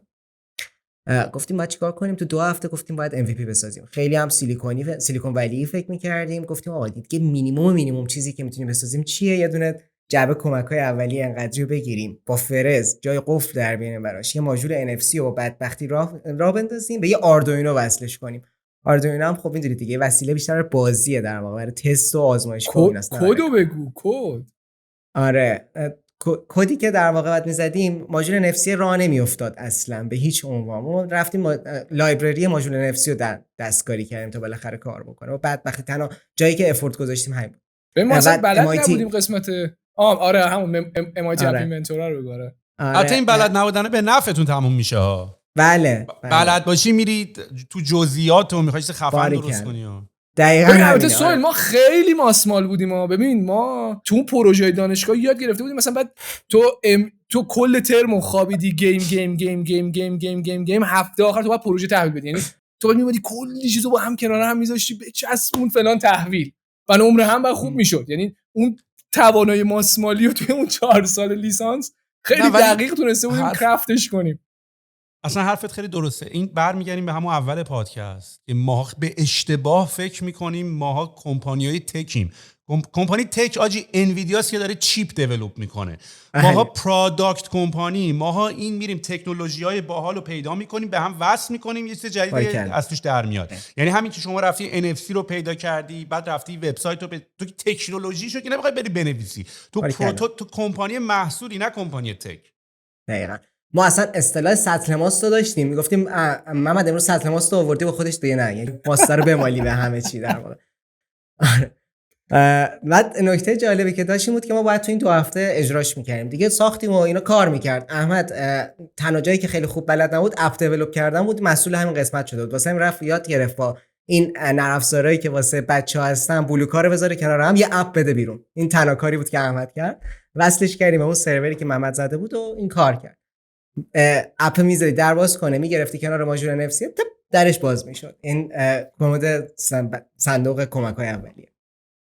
بردیمش پیش کاوه احسانی. اولین جلسه مهم زندگی همه ما 4 تا بود. اولین باری بود که یه نفری که جلومون مینشست واقعا خیلی آدم بزرگی نسبت به اون زمان ما بود، یعنی سی لول دیجیکالا بود. حالا چون احمد این قسمتشو خیلی دوست داره، به نظرم جلسه با کاوه احسانی خودش تعریف کنه بهتره. ببین آقا من کاوه خیلی دوست دارم، کاوه ما رو خیلی دوست داره. خدایی ما اینو رو میگیم، یعنی واقعا اینا دوستانی هستن که همین الانم هم کنارمونن. بالاخره اذیت میکنیم چون رفیقیم. اگه رفیق نبودیم اذیت نمیکردیم. بگو نه ترس بگو. نه ترسی که نداره. ما فکر کن تو کمتر از 2 هفته 120,000 تومان هزینه کردیم، یه MVP آوردیم بالا. تازه 2 تا قطعه اون MVP غصبی بوده، 2 بار تستش کردیم، اوکی کار میکنه، بریم دیگه سی لول اصل دیجیکالا رو ببینیم. چون کار ما هم اپریشن محور دیگه، یعنی نظر COO خیلی مهمتر از نظر CTO بود برای ما، چون خیلی اپریشن هیوی بود. اون ایده اولیه گنجه به خصوص که میکروهاب توش درگیر.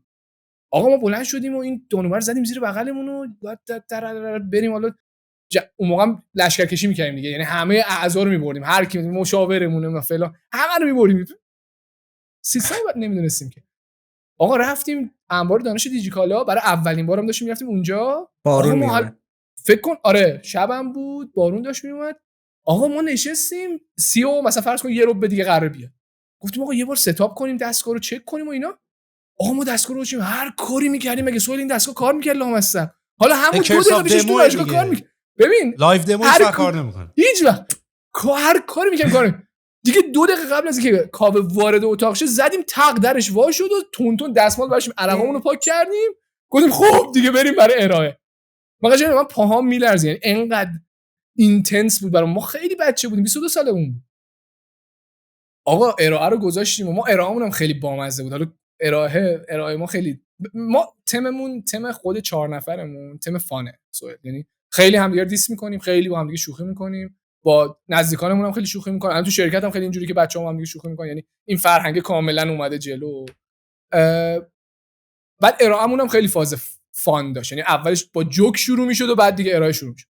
آقا رفتیم ارائه و اینا تا تهش رفتیم، گفتش کاوه احسانی گفتش خب بچه‌ها دمتون گرم و ارائهتون خیلی مشتی و این عدداتون فرض کنیم قبول و خب بزن ببینیم کار می‌کنه یا نه.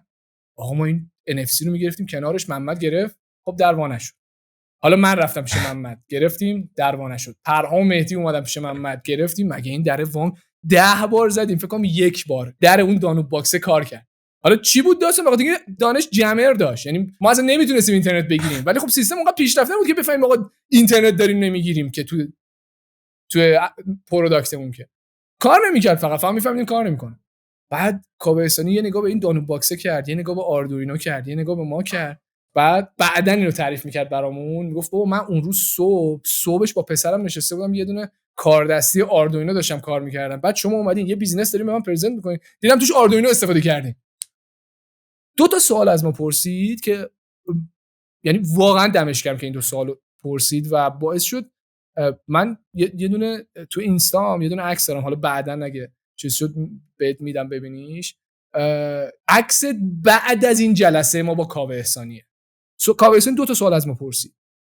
یکی این که در واقع یک سوال اصلی و بعد یک جواب داد. گفتش که آقا چرا آمازون این کارو نکرده؟ اون داستان میکرو هاب رو چرا انجام نداده؟ اون موقع انجام نداده بود آمازون. و ما برای این سوال هیچ جوابی نداشتیم با اینکه کلی پیچ کرده بودیم تا قبلش. و اینسایت این فرد داشت نشون میداد. گفت آقا چرا این کار انجام نداده؟ و تو چرا نمیتونی کیس استادی برای من تو دنیا بیاری؟ خب شاید ارلیه برای ایران، شاید نشدنی اصلا. از کجا میدونی اینو جواب این سوال؟ و بعد برای شما یه جواب داد. گفت ببین من از عملیات میام، زیر پای من باید محکم باشه. من آدم عملیاتی نمیتونم تو آنسرتینتی بیام اسکیل کنم، اصلا منطقی نیست. و ما میگفتیم آقا تو کل مرسولات دیجیکالا رو بیا از این طریق تحویل بده. خب این بیزنس مدل اینجوری میشه تو میکروها. و ما از جلسه که اومدیم بیرون انگار قلتک از رو هر چهارتامون رد شده کاملا سهیل. یعنی داغون مچاله، مثل پشه‌ای که با مگس کش زدی رو دیوار چجوری پهن میشه، مچاله داغون شده بودیم. ما رفتیم یه رستورانی و شام خوردیم، عکس مال اون شام است که داریم سالاد میخوریم، مثلا نمیتونیم قورت بدیم سالاد رو. داغون 5 ماه کار کردی، اپلای تو گوشتی کنار و دیگه گفتی اینجوری برم دیگه بیزینسم کار میکنه برخلاف 2 تا تجربه قبلی. و فهمیدی کار نکرد و دیگه هر کی رفت خونه خودش. ما گرفتیم خوابیدیم. من صبح بلند شدم سورپرایز شدم. حالا اینجا رو دیگه کاظمی بگه بهتره. من خب خیلی مدلم اینجوریه که من بیشتر خودمو سخت کوش میدونم تا باهوش. اصلا حالا آدما به هی تایتل میدم بهت، ولی من بیشتر آدمی که یه سوال اگه بهم بدن میخوام تا تش برم واقعا ببینم چرا واقعا این سوال وجود داره و حلش کنم. این سوال خیلی اومد تو ذهنم، اصلا مغزمو داشت میخورد آقا چرا مشابهش رو پیدا نکردیم؟ آیا مشابهش وجود نداره؟ بعد شروع کردم سرچ کردم مقاله.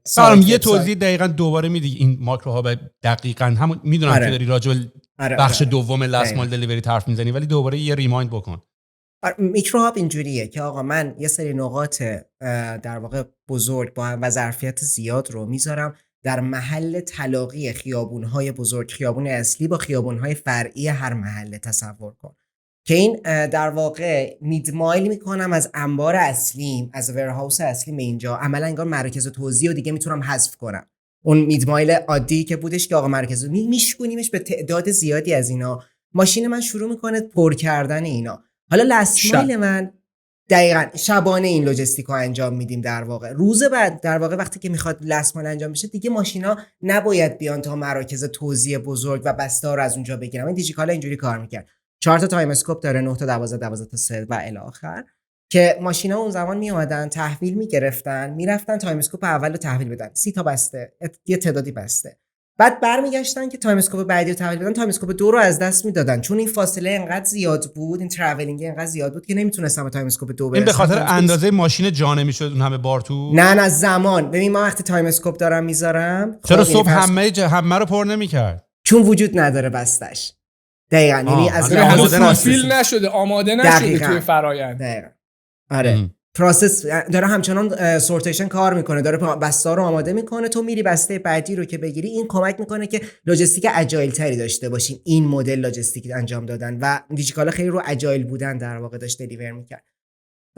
بعد میرفت تایم اسکوپ 2 رو از دست میداد، فقط تایم اسکوپ 3. با این مدل نه تنها اینا ماشینا میتونستن 4 تا تایم اسکوپ رو دلیور کنن، وقتی که فقط عوض میکردیم به این حالت که آقا تو بسته رو از شب پیشش آماده بکن، هر چقدر اصلا آماده داری بیار، اینجوری انجامش بدی و کلی هم کاست لوجستیکو کم میکرد. حالا اصلا ایناش مهم نیست. در نهایت اینجوری شد که من کلی رفتم سرچ کردم و فهمیدم که آقا این مدل رو که آقا من بیام یه دونه کانتینر بذارم، یه لاکر بزرگ بذارم، یه سی تو هر محله، 2017-18 تازه شروع کردن به تست کردن. تو DHL و UPS و اینا تازه شروع کردن تست کردن این مدله و فهمیدیم که آقا حالا در واقع اول که ما گفتیم ایول ما میتونیم این کارو انجام بدیم در ایران، ولی خب بعداً فهمیدیم که آقا هر چیزی مثل که واقعا یه لیت لگ تایمی داره تا تو ایران بتونی انجامش بدی در واقع. و خب ما بعداً اینو گذاشتیم کنار و اون مدل پارسل لاکرمون رو کلی دیولپ کردیم که بتونه کار کنه. سوال اولی که خودت گفتی فاینانشلی چجوری کار میکنه. نه خب بعدش هم واقعا DHL و آمازون و این کمپانی گنده که داری میری اینا خب هزینه آرندی دارن، یارو اصلا میره که ضرر بده برای چند سال. ما توی ایران داریم میریم سود کنیم. اصلا من اصلا یه چیزی که بیشتر از این هیبش، مثلا تو گوگل انتظار نداره از هر پروداکتش پول. مثلا جیمیل 10 سال تازه الان داره استوریجات پر میشه، مثلا که بگی حالا بیا استوریجاتو مثلا پر کن، یا جمنای اومده به عنوان ای آی میگه حالا پول بده که تو ایمیلت برم بگردم مثلا سریع بهت بگم. یعنی هر ایده‌ای قرار نیست بتونه خیلی پول ساز باشه، تو فقط در قالب یک کمپانی بزرگ میتونی اونا رو اینکیوبیت کنی بیاد. و عملا بیزنس شما هم به نظر من چون آمازون میتونه انقدری پول داره و سود داره که بگه آقا من اصلا برای چون آمازون هم موتوش فقط کاستومران دیگه، یعنی کاستومرها رو تا دسته هپی نگهداری. حالا هر چیزی که هست، یعنی مثلا جف بیزوس یه حرف خیلی باحالی میزد، میگفت ما میومدیم هی می‌خواستیم برنامه‌های بلند مدت آمازون رو بنویسیم، مثلا میگفتیم آقا چیا در 10 سال عوض نمیشن، اونایی که تو 5 سال آینده ممکنه عوض شن و ما راجعش اصلا تصمیم نمیگیریم. این که حالا دلیوری سرعتش میره بالاتر، ممکنه با درون بشه، اینا رو ما فعلا باش چیا تصمیمای 10 ساله، اینی که قیمتات همیشه پایین باشه، این برای 5 سال آینده صادقه، برای 10 سال آدم صادقه. تو 10 سال آینده احتمالاً مشتری نمیاد ما محصولاتی با قیمت بالاتر میخوایم و ما فقط میمون کارهایی رو انجام میدیم که مطمئنیم که در آینده و در 10 سال آینده حتما بخواد ثابت بمونه. قیمت پایین ما حتما میدیم، ساتیسفکشن بالا به هر قیمتی، اینی که ما همیشه پس میگیریم بدون این سوال پرسیدن، اینی که مثلا سرعت دلیوری رو توی یه روز با پرایم و اینا همیشه خواهیم داشت، اینا چیزایی که عوض نمیشه در بیزینس و ما تمام فوکسمون رو گذاشتیم رو اینا. حالا بیا تو ایران اینو بکن، یه جوری ضرر میدی درسته که فقط در قالب یه کمپانی بزرگتر میتونی اینکیوبیت بکنی. بله، ما همیشه بنچمارکمون این پست بود، یعنی هر چقدر هم که رفتیم فهمیدیم که آقا آمازون هاب و آمازون لاکر بر ما کار نمیکنه. یعنی چون که انقدری که آمازون اسکیل کرده دیجیکالا اسکیل نکرده. ابعاد آمازون اصلا با ابعاد دیجیکالا، یعنی مثلا فرض کن وقتی که 10% اوردرها خود آمازون میگه آقا 15% اوردرها میاد تو آمازون هاب، این 15% یعنی مثلا 15 میلیون مرسوله، این خیلی عدد بزرگیه. ولی دیجیکالا که این ابعاد نیست، برای همین ما قدرت خرید مردم هم هستا، یعنی حالا جدا از این که دیجیکالا شاید نتونستن قرار مردم هم پول نرن خرید. بله قطعا درسته. اصلا بس 6% کل ریتیل آنلاین شده، این خودش یک معنی داره. اینکه آقا این 6% چقدر بزرگه یک معنی دیگه، اصلا بحثی نداره. ولی نکته‌ای که داشتیم بود که ما می‌دیدیم این پست اومده یک در واقع اومده یک پارسل لاکر نتورک ساخته، بعد فهمیده که برای اینکه بتونه کار بکنه باید لوجستیک مبتنی بر این رو اجرا بکنه و الان 9 میلیارد یورو ارزششه. خیلی ابعاد بزرگیه و برای یک بیزینسی که فقط توی 5-6 تا کشور اروپایی هست، خب خیلی خفنه. ما اومدیم دیدیم آقا این اوپن نتورک کار کرده، واسه همین کلا بیزینس مدلمون رو بردیم سمت اینکه آقا ما فقط دیجیکالا نه، یه اوپن نتورک کنیم، بعد پستمون رو بیاریم، تیپاکسمون رو بیاریم، آ رو بیاریم، بی رو بیاریم، اصلا سمت بی تو سی ببریم. یعنی خیلی در واقع همون کانادایی که شما میگی، حالا ما چون یه ریسرچی هم روش انجام دادیم، خیلی بیشتر لاکرها رو داره کلوز نتورک کار میکنه، یعنی صندوق پستی مخصوص یک ساختمونه، صندوق پستی مخصوص یک نقطه خاصه و اوپن نتورک ها خیلی بیشتر تو اروپا الان هستن تا توی آمریکای شمالی، اینجور که ما دیدیمش در واقع. حالا ما هم دیتامون لزوما کامل نیست. من فرنگی هم هستا، خب کاملا خیلی تنبله. کاملا درست. آره البته که الان شرکت‌های اروپایی خیلی دارن فکر میکنن که چجوری مارکت آمریکای شمالی رو دامینیت کنیم، چجوری بریم تو مارکت آمریکای شمالی. آفرین. حالا یه پادکستی هم هست، ما یکی از اینوستورامون اسمش از آینوویو، حرف تو قطع نمی‌کنم یادت نمونه. اتفاقا راجع به همین قضیه بود که یه کمپانی اروپایی سرمایه‌گذاری کرده بودن، بعد فاوندرش یکی از تیمای مارکتینگ برای اکوزیشن و گرفتن آمریکاشون اومده بود تورنتو، که حالا هزینه چون کانادا هم باشی مثل هالیوود دیگه، نصف فیلم‌های هالیوود و کانادا تورنتو میسازن، بخاطر اینکه دلارش 30% ارزان‌تره از دلار یو اس دی و از اینجا داره ریموت مارکت آمریکا رو میگیره. یا شاپیفای هم خب برام مثلا بخش بزرگی از تیم تکش، اصلا شاپیفای کمپانی تورنتو است، کانادایی توبی. بله. ولی تمام مارکت تو امریکاست. حالا میگم واسه طرفت پریدم که بگم اون پادکست آینوویا هم جالبه اگه خواستین گوش کنین که چجوری مثلا الان چون خیلی 350 میلیون یو اس میدونی. درسته کاملا. آره خیلی بزرگه واقعا. آره و اینکه خب به هر حال قدرت خرید مردم هم خیلی بالاست، یعنی حتی از اروپا هم میتونه بعضا خیلی بیشتر باشه. چیزی که داشتم می‌خواستم بگم ادامه استوری لاین این بودش که آقا بعد از اینکه این جواب سوالا رو پیدا کردیم، حالا اصلا ایناش خیلی دیگه اوکی نبود. کاوه‌سانی حتی آخر اون جلسه یه اوکی به ما داد. اینا سال 94 رفته بودن یه لاکر از چین خریده بودن به قیمت 100 میلیون تومان، یعنی 3000 خورده دلار اون زمان تقریبا.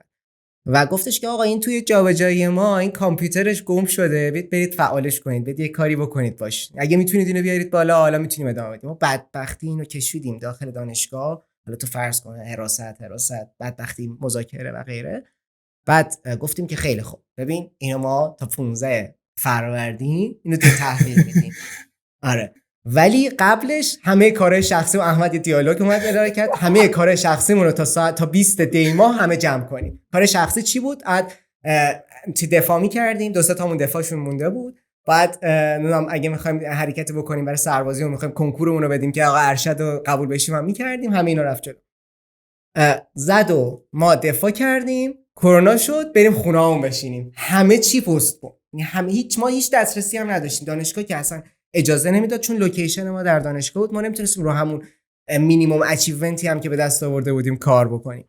ببین گنج قرمزه، ببخشید من پریدم، گنج قرمزه اومد تو دانشگاه، ما دانشگاه گفتش خب بوس خدافظ بریم خونه‌هاتون. یعنی ما فقط تونستیم اچیومنت رو برداریم جابجا کنیم بزنیم تو دانشگاه بریم، تموم شد رفت.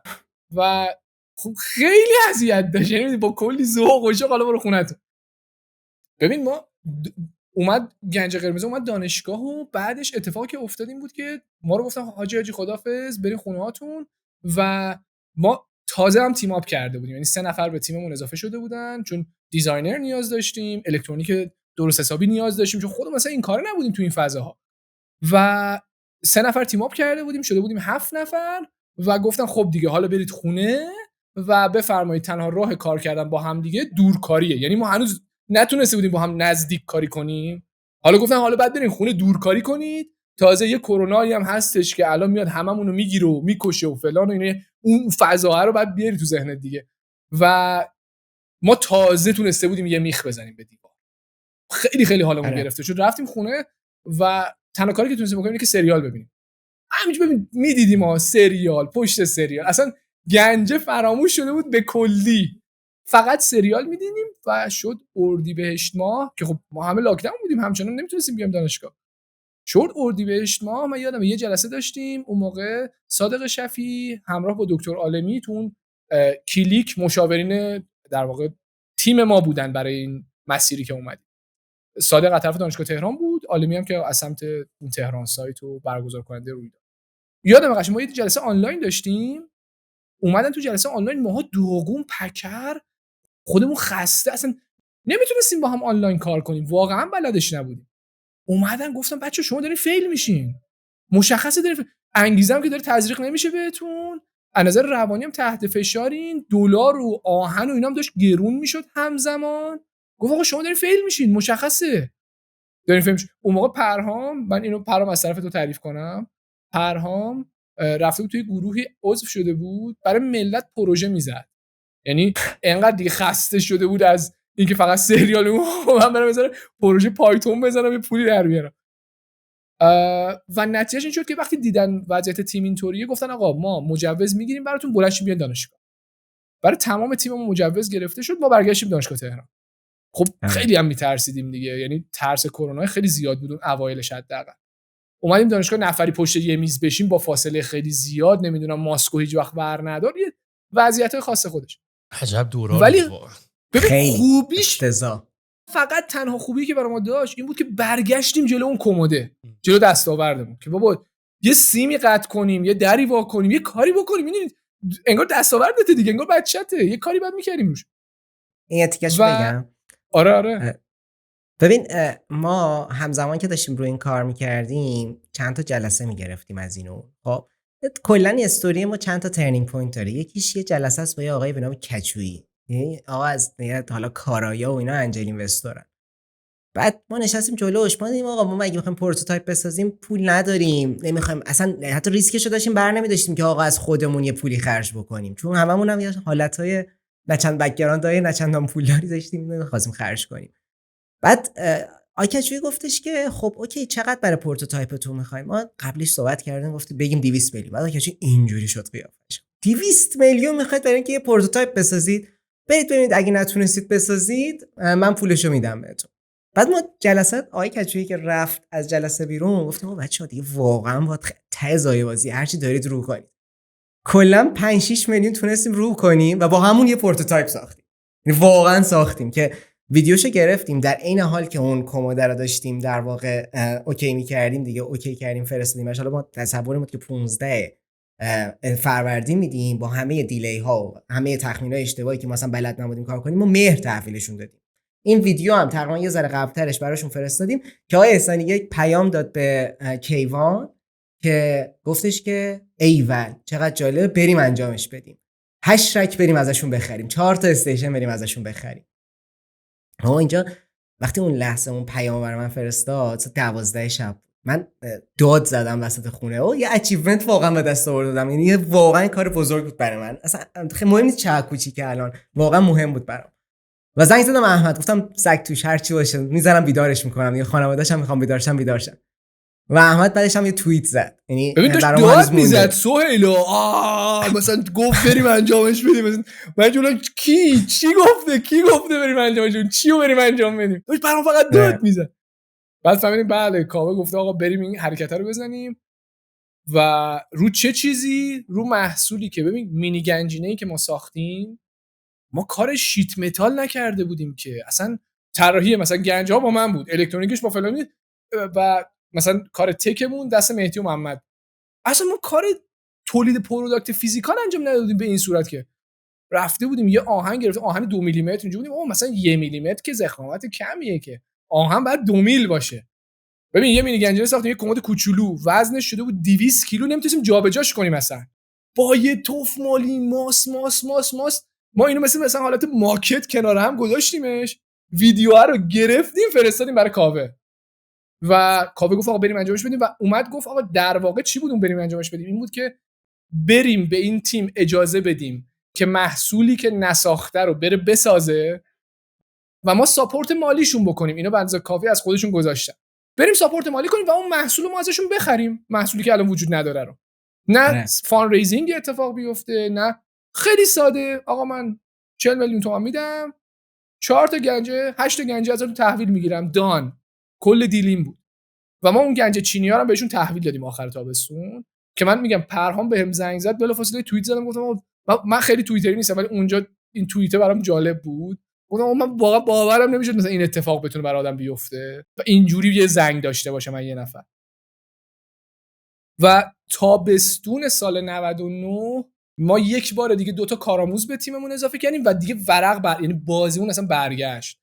اون 2 تا کارآموزم خیلی انرژی آوردن به شرکت. الان یکیشون هنوز تو شرکت ما هست دیگه قطعا کارآموز نیست ولی تو جزء کلیدی ترین آدمای شرکته و کلی انرژی با خودشون آوردن. این اتفاقا هم افتاد دیگه بوست شدیم که آقا هر جوری شده ما بعد این گنجه ها رو تولید کنیم تحویل بدیم و من اینجا نگرت دارم چون رسیدی به یه جایی که یه جایی رسیدی که من ازت سوال داشتم اتفاقا و راجب خود همین گنجه هاست.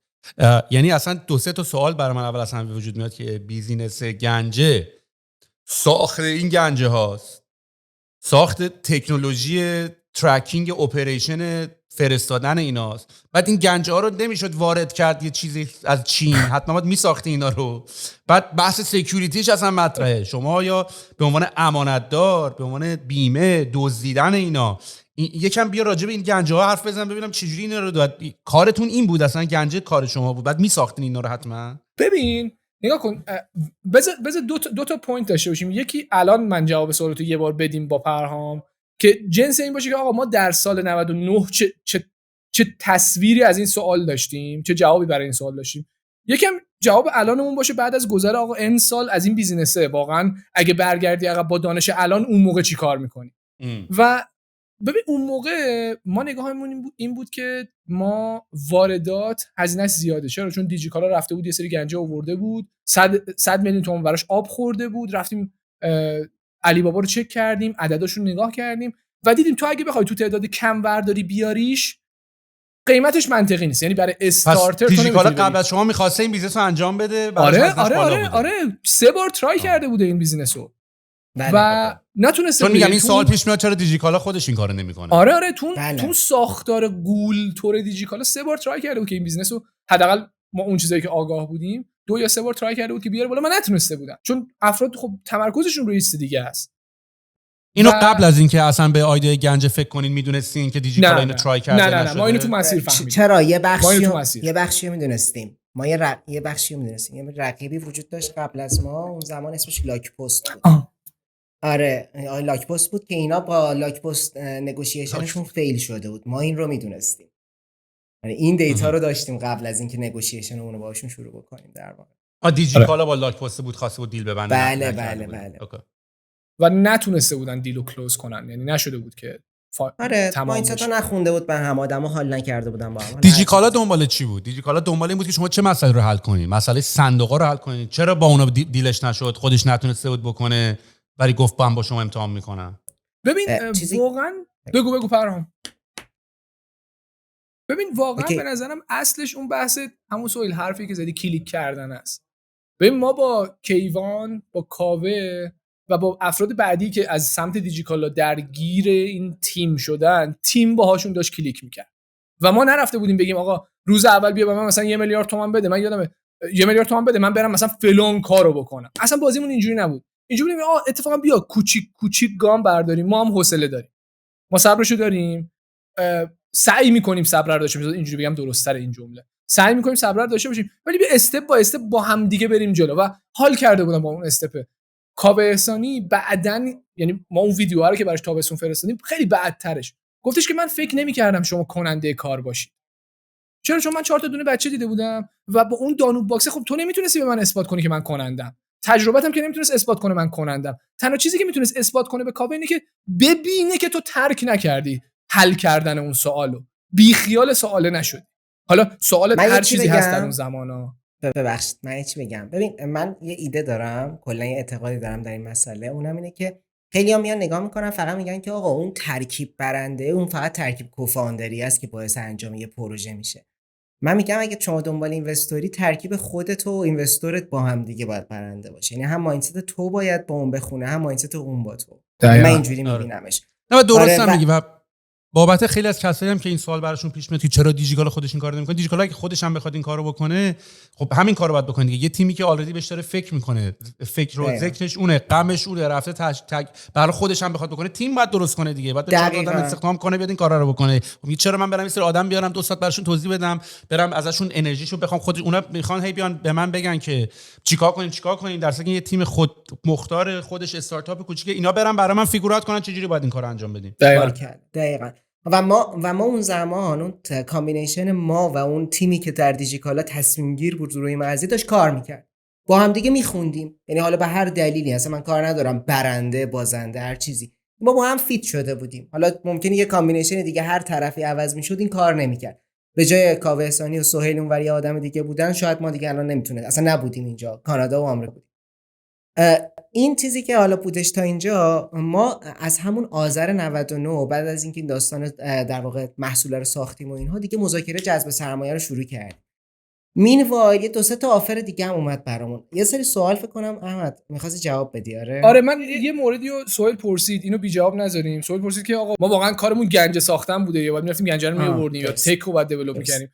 ببین اون اتفاقی که تو سال 99 افتاد این بودش که ما داشتیم میدیدیم چه سوالی میرسه دستمون از سمت بیزینس که بیزینس دیجیکالاست و اون بیزینسی که خیلی بیشتر به ما نزدیک بود دیگه. مگر خب پست و بانیمود نمیدونم اون موقع بامیلو و شرکت دیگه‌ای هم بودن که داشتن با ما تعامل می‌کردن.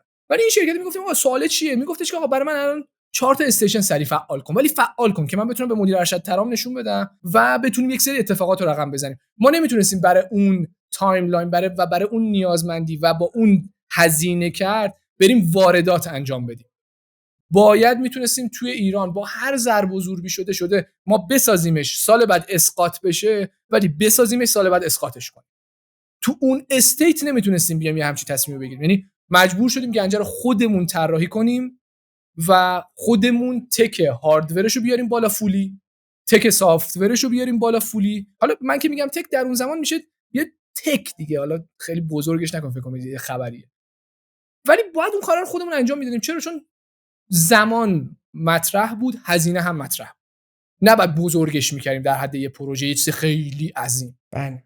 اتفاقا اگه خودتون می‌خواستین طراحیش کنین بسازینش، بزرگ کردنش نبود. یعنی از حالا نمیدونم ایران، حالا از علی بابای چین، یا حالا از یه چیزی اوردر بدی ورداری بیاری یه جعبه که درش با گوشی واشه، با NFC باشه، با اینترنت بدی شماره بزنی باشه، این حتما هست دیگه، نمیشه نباشه. ببین سوال، میدونی شاید بگیم این اتفاق افتاد که ما شانس آوردیم، اون شرایط برامون ایجاد شد که بتونیم این تکی که داریم میگی رو دیولپ کنیم. چرا؟ چون تو ادامه مسیر دست ما رو خیلی باز کرد.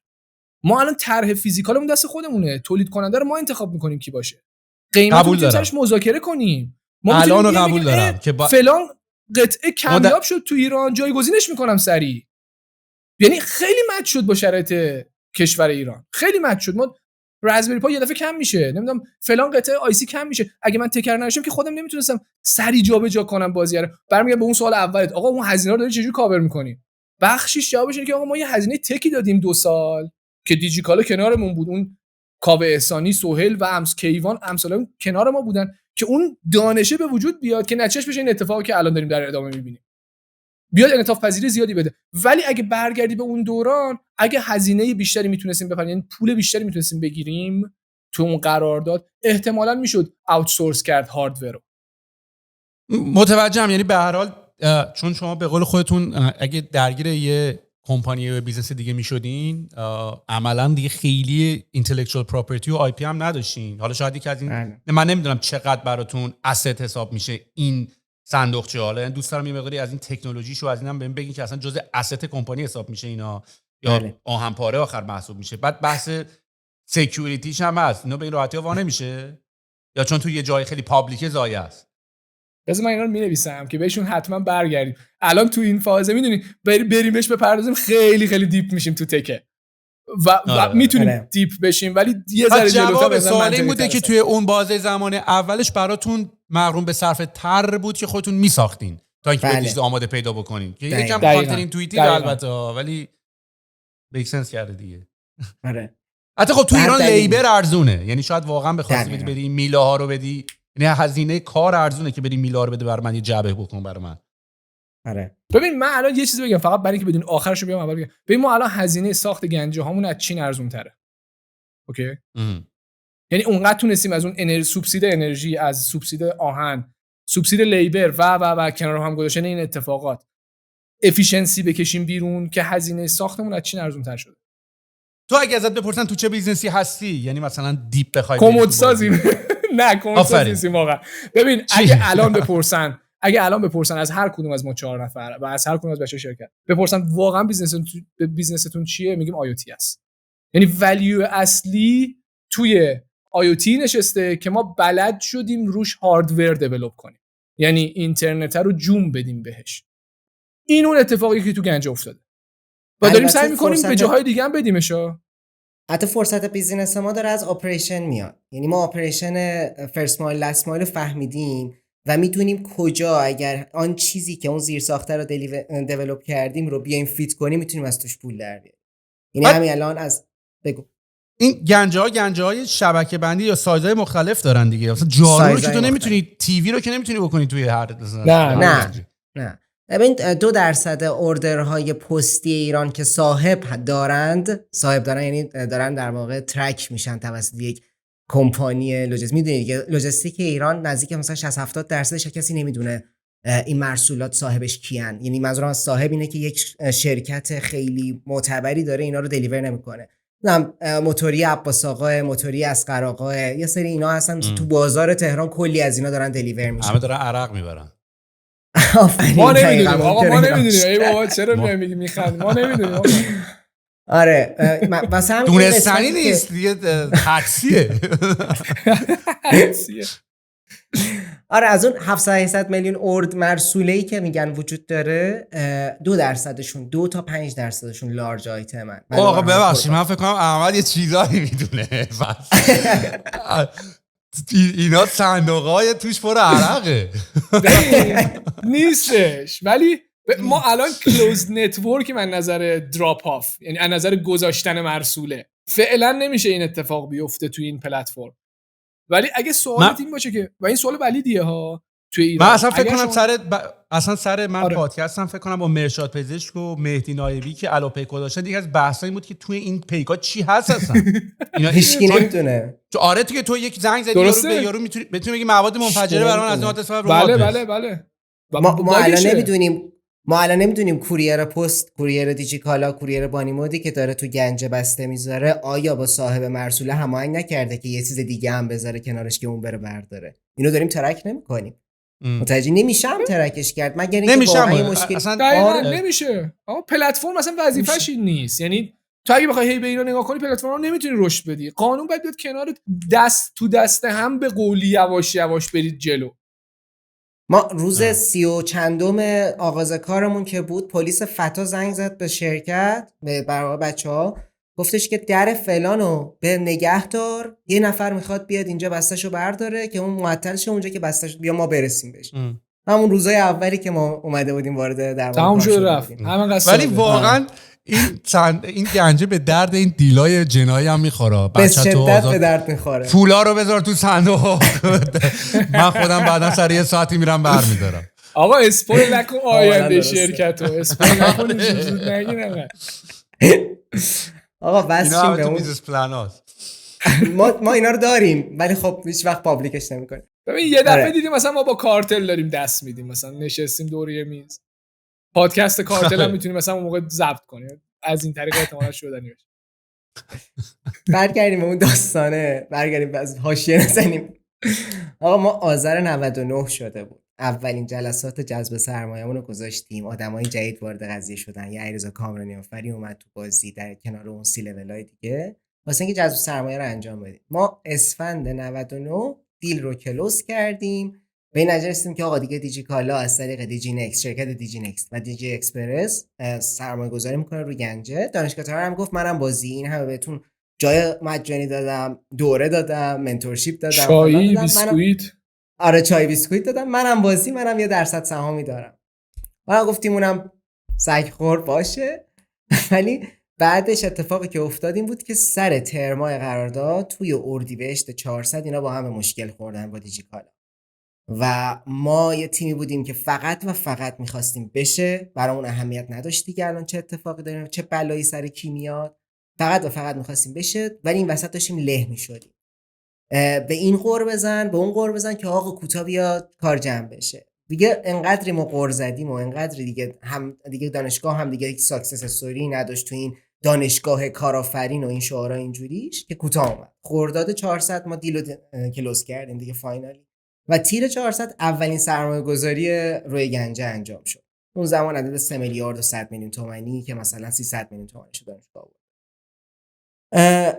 خلاصه که ما اینجا شروع کردیم و اولین اشتباه بزرگ تاریخ شرکتمون رو انجام دادیم. الان به قول احمد میگه ذهن پسنگر ما الان میگه که این اشتباه بوده، اون زمان فکر نمی‌کردیم اشتباه بوده. ما خب 4 تا محصول ساخته بودیم و داشتن کار میکردن خیلی هم خوب. اتفاقا چون ساده ساخته بودیمشون اینا فالت نداشتن. فرض کن از مدار منطقی استفاده کرده بودیم واسه اینکه درواز کنه، یعنی واقعا لیترالی زیرو تک از لحاظ الکترونیکی و اینا. و ما میتونستیم همینو بکنیم 20 تا دونه. چرا باید پروداکت جدیدی بسازیم؟ گفتیم نه، ما دیگه اینجا دیگه میخوایم یه آرندی بکنیم. این مشکلات این مهندسیم. آره دیگه این مشکلات هاردور هم اگه چیپش کنی شیپ کردی، یعنی یک کم هم حق دارین. آره درسته. بچه‌ها میگفتن وایرینگ این مشکل داره، نمیدونم فلان بیساره. ولی ما همین تکنولوژی درم باید درست می‌کردین آخه، یعنی یه دیوایس درست نکردن، یه چیپی چیزی تو بزنی درست شه. من نمی‌فهمم، همه رو رفت هیچی نیست، هیچی نبود واقعا. ببین چینی‌ها میفروختن برد آماده شو، خب یعنی برد آماده وجود داشت و ما روی همون کمد چینی‌هایی که در واقع آورده بودیم از دیجیکالا دیدیم بردشون همون مدار منطقی بود که ما هم اول زده بودیم. متوجه، یعنی همون برد ما اصلا از رو همون برد دیولپ کردیم، ما مهندسی معکوس کردیم، می‌خواستیم چیپش کنیم، به قول تو می‌خواستیم بیاریمش رو میکروکنترلر. درست شد، یعنی می‌خواستیم آقا یه ذره از راه دور واقعا آیوتی بیسش کنیم، از راه دور دسترسی داشته باشیم، فیسلس کنیم، چون لاکرای اولی که ساخته بودیم مانیتور داشتن. هزینه رو بیاریم پایین، کنترل رو ببریم بالا، دستگاه همه جا کار کنه. ولی اشتباه اون همین بود دیگه. آقا ما همون محصول باید 20 تا 30 تا ازش میذاشتیم، بعدن میرفتیم این دیولپر رو همزمان باش انجام دادیم. ولی اینو پوینت کردیم به اون آرندیه و از تیر 400 همانا ما اسفند 400 تازه تونستیم محصولمون رو بدیم بیرون. یعنی 8 ماه تازه نیرو انسانی هم آورده بودیم ساید الکترونیکمون که اونم گذاشت و وسطش رفت و ما بیچاره شدیم وسطش، واقعا داستان خوردیم. و ما اولین چالش‌های منابع انسانی رو اونجا دیدیم. تا قبلش فقط با یه سری خودمون ستا بودیم و 3-4 نفر کارآموز و آدمای نوب. حالا یه نفر یه ذره سنیورتر اومده بود و گفته بود یهو زد زیر کاسه کوزمون و ما سپرده بودیم دستش. گفتم این بلده دیگه، بریم اجرا کنه. اینجاش مهم نیست. ما در اصل با بدبختی اسفند 400 اولین نقطه همون گلستانی که شما گفتی رو گذاشتیم. اولین نقطه من گنج خاطره است. رو بگم وسط. من خاطره بگم. هدف اون جذب سرمایه چی بود؟ هدف اون جذب سرمایه این بود که 100 رک گنجه تولید و نصب بشه. اون بالا اینو نوشته بودن. خب و ما اوکی انقدر میلیارد رفتیم برای جذب سرمایه کردیم و پولو برداشتیم آوردیم. همین صحبتی که پرهام گفتیم آقا اینو که نمیشه اسکیل کرد، اینی که الان داریم و ببین میشد اسکیلش کرد. اینجوری بود که با این که به دل نمیشینه. ما اگه میخوایم اسکیل کنیم ما باید خفن باشیم مثلا اینجوری که بدن. و ما مثلا اون گنجای اولی که ساخته بودیم خیلی وایرینگش سخت بود، خیلی دیباگینگش سخت بود، به خاطر اینکه مدار منطقی بود. یه قطعه خراب میشد تو نمیتونستی بفهمی کدوم قطعه خرابه، دیباگینگ اجازه بهت نمیداد. و ما گفتیم اوکی میکرو رو بیاریم که دیباگینگ رو برطرف کنه، که اسکیل بتونیم بکنیم، که بتونیم 100 تا ازش تولید کنیم. چون هیچ وقت 100 تا رو تولید نکنیم واقعیت اینه که نمیتونیم بفهمیم آقا تصمیم واقعا غلط بوده یا واقعا درست بوده. ولی چیزی که میفهمیم اینه که الزاما از روی منطق نیومده، بخشش از روی اون ارضا کردن اون مهندس درون اومد واقعا. و رفتیم کل مکانیکو تغییر دادیم، مکانیکو از اول آوردیم بالا، تیم هایر کردیم، یعنی اضافه کردیم به خودمون، به منابع انسانیمون اضافه کردیم برای تیم مکانیک. و تو تیم الکترونیک چون ما پامون میلنگید الکترونیک خیلی بلد نبودیم، رفتیم یه نفری آوردیم و استیو جابزی گفتیم آقا تو باید به ما بگی چیکار کنیم نه ما به تو. فرمون رو دادیم دستش، گفتیم برون. آفرین، این شعار رو منم میدم هر بارم میره تو پاچمون. آفرین. آقا ما گفتیم شما برون دیگه، این فرمون دست شما. ما هم دیگه کشیدیم کنار رو، میگم فضای استیو جابزی دیگه همیشه. کشیدیم کنار رو، رفتیم اسفند ماه مثلا آذر دیدیم الکترونیک نرسیده. اوکی نه من میرسونم تا بهمن ماه نرسید. اسفند ماه ما داره رکامون از کارخونه میاد بیرون، ایشو اصلا گذاشت و رفت، گفت آقا من اصلا نمیرسونم. ببین یعنی داشت آجوره ساختمون سر ما میریخ انقدر که حالمون بد شده بود. الکترونیک بلد نبودیم، حالا رکا داره میاد از کارخونه بیرون، بعد یه جوری الکترونیک رو ماسمال کنیم جوری که بتونیم دیپلوی کنیم 100 رک گنجه رو تو سطح شهر. مگر کل اون فاندریزینگ زیر سواله؟ حالا این الکترونیکشه، ما تو مکانیکش هم بلد نبودیم. حالا مکانیک تجربهمون بیشتر شده چون چندین بار طراحی کرده بودیم، مثلا 30 تا 35 تا طرح گنجه زده بودیم مکانیکی، حدود 17 تا هم تولید کرده بودیم از پروتوتایپ هاش. تجربه داشتیم تو مکانیک.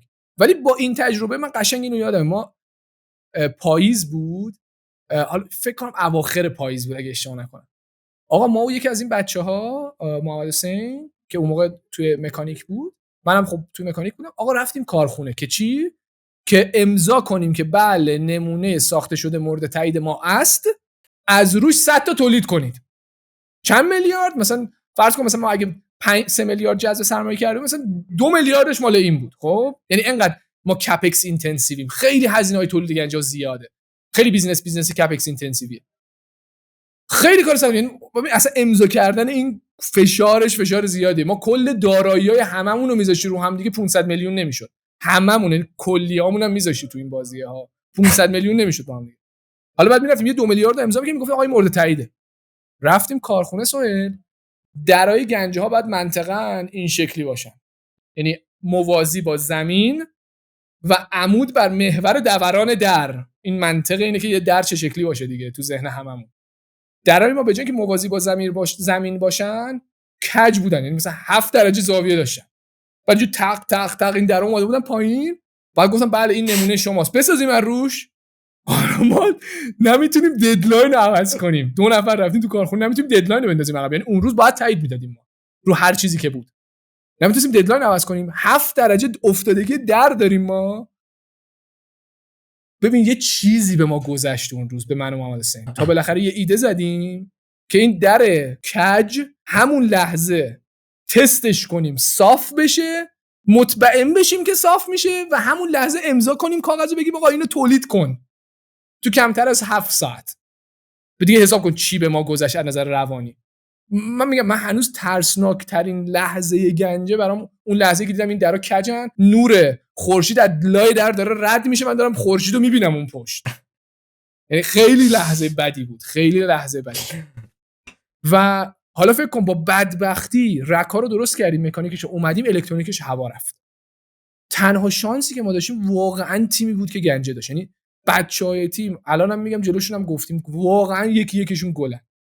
اومدن کاملا چیزیا خودشون. ما یکی بچه‌مون شیرازه، از شیراز اومد تهران که آقا بیایم بشیم هم فکری کنیم یک جوری ما باید این گنجه رو آپن رانینگ کنیم و اولین گنجمون رو تو اسفند ماه تو پاساژ گلستان نصب کنیم. ددلاینی بود که کاوه احسانی اون اولیش بود من دیدم. اولیش بود. دقیقاً اولیش بود. گفتم بده اولین گنجه بود. حالا ما اولی رو هم نه برداشتیم نه گذاشتیم، گفتیم نه ما میریم مثلا زیر بارون و باد و بارون و آفتاب و اینا نصبش میکنیم. حالا یه سوالم راجع به این دارم که اصلا این فضاها رو باید برید اجاره کنید، برای هزینه از مارجینت میزنه که یه چیزی قبلش بگم ساده بود که بابا دیگه الان همینو میخوام بگم الان به یکی تعریف کنی بگی من مثلا برید مهمونی بگی من بیزنس چی بگی گنجه، همین به قول تو میگه دو تا کمد داری دیگه، دو تا کمد توش میری میفهمی چقدر داستان داره. ببین من یه داستان بانمک میگم فقط خیلی کوتاه.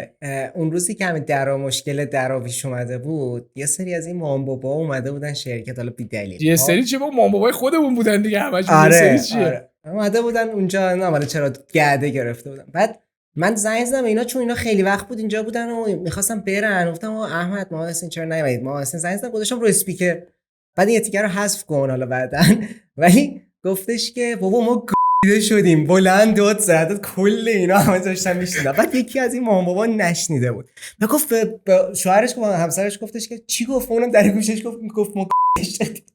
قشنگ یعنی کاملا مفهوم بهش رسوند که چه اتفاقی افتاده برای این دو نفر. آره این واقعا فشار بود. یعنی تو فکر کن بری مثلا نتیجه 2 میلیارد بخوای امضا کنی داغونه آهن پاره است.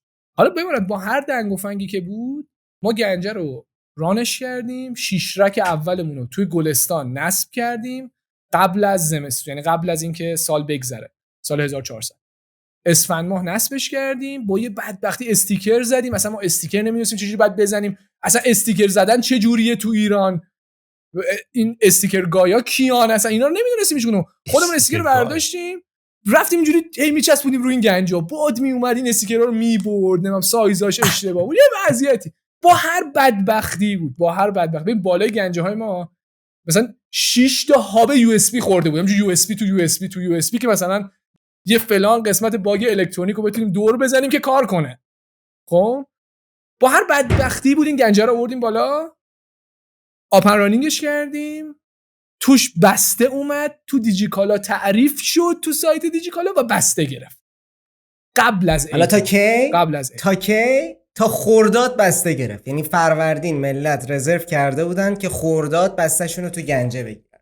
هیچکی به عقلش هیچکی به عقلش نمیرسید که آقا ممکنه ملت بخوان فقط از گنجه استفاده کنن ببینن چی میشه، یه بسته همینجوری رزرو کرده، یه خودکار بزنی ببینید چیه تجربه. ندا گلشن اون زمان گفتش که فکر کنم میشناسی ندا گلشن گفتش که او چرا یکی جلوی اینو نگرفت که تا اون موقع رزرو نکنن، تا خرداد ما رزرو نشه. هیچکی به فکرش نرسید. آخ من آرگومنت رو بعد تیم تک همینجوری که کسی به ما چیزی نگفت، و هیچ کم گردن نمیگیره. آره هیچکی گردن نمیگرفت. آره خلاصه که این داستان رفت اینجا و ما شروع کردیم رک گذاشتن و اینجور پر میشدن. یعنی ملت واقعا اشتیاق داشتن برای اینکه استفاده کنن.